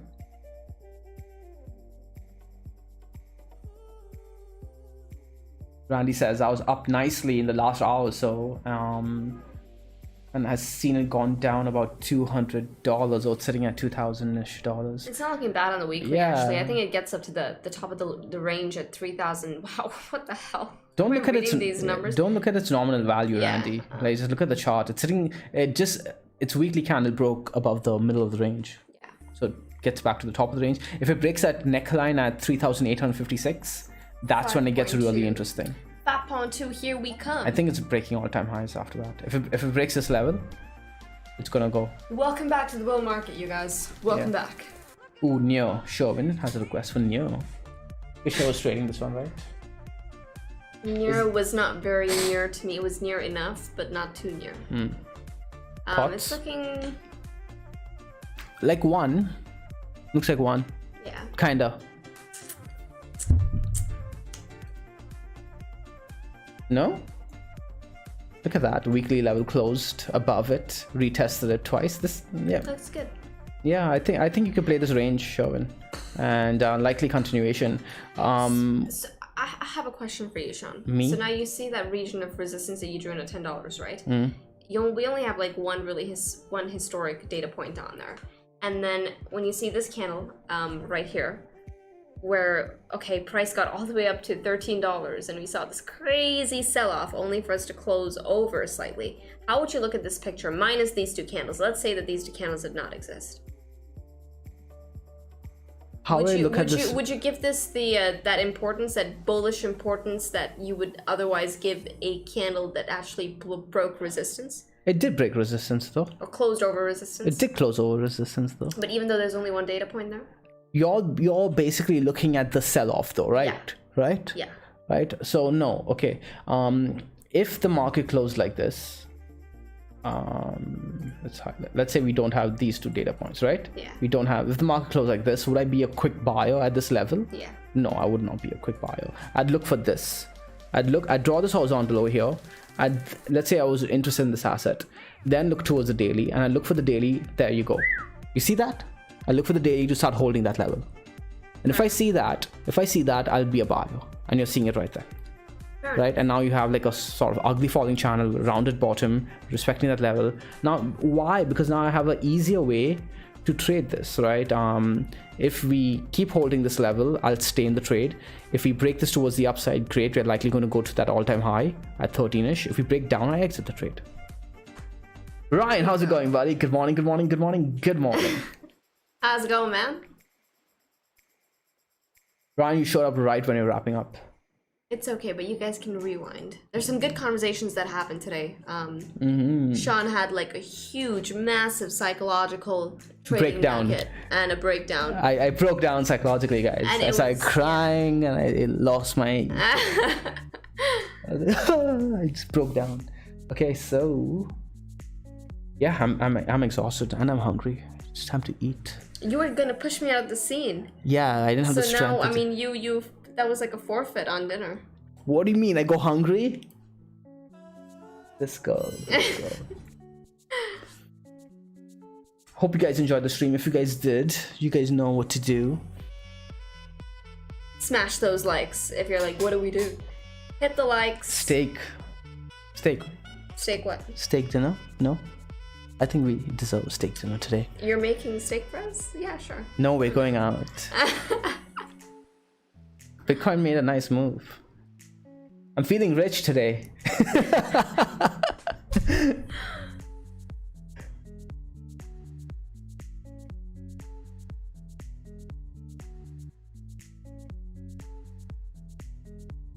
Thank you guys once again for another amazing stream, says Neeraj. Hey man, you are welcome. The insights, trading mindsets, it's truly gold. I'm glad you think so, man.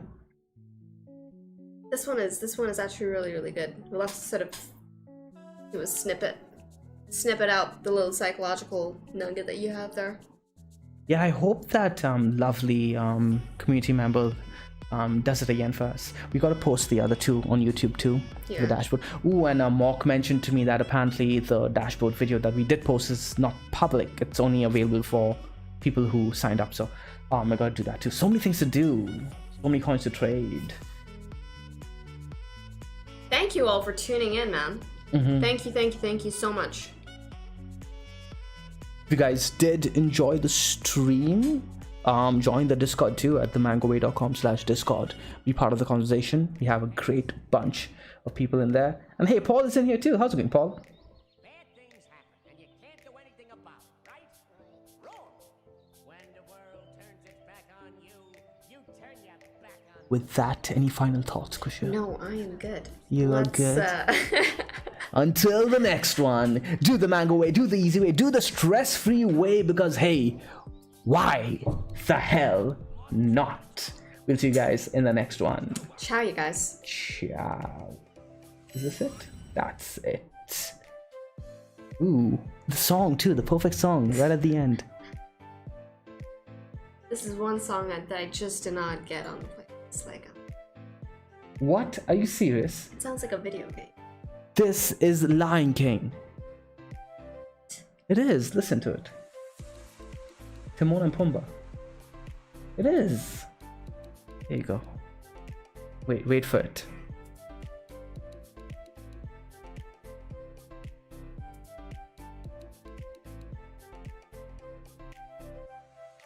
Guess we'll be waiting here for some time. Yeah, well, enjoy it. And she's just hating on my gaming here indirectly. Wait, it's coming.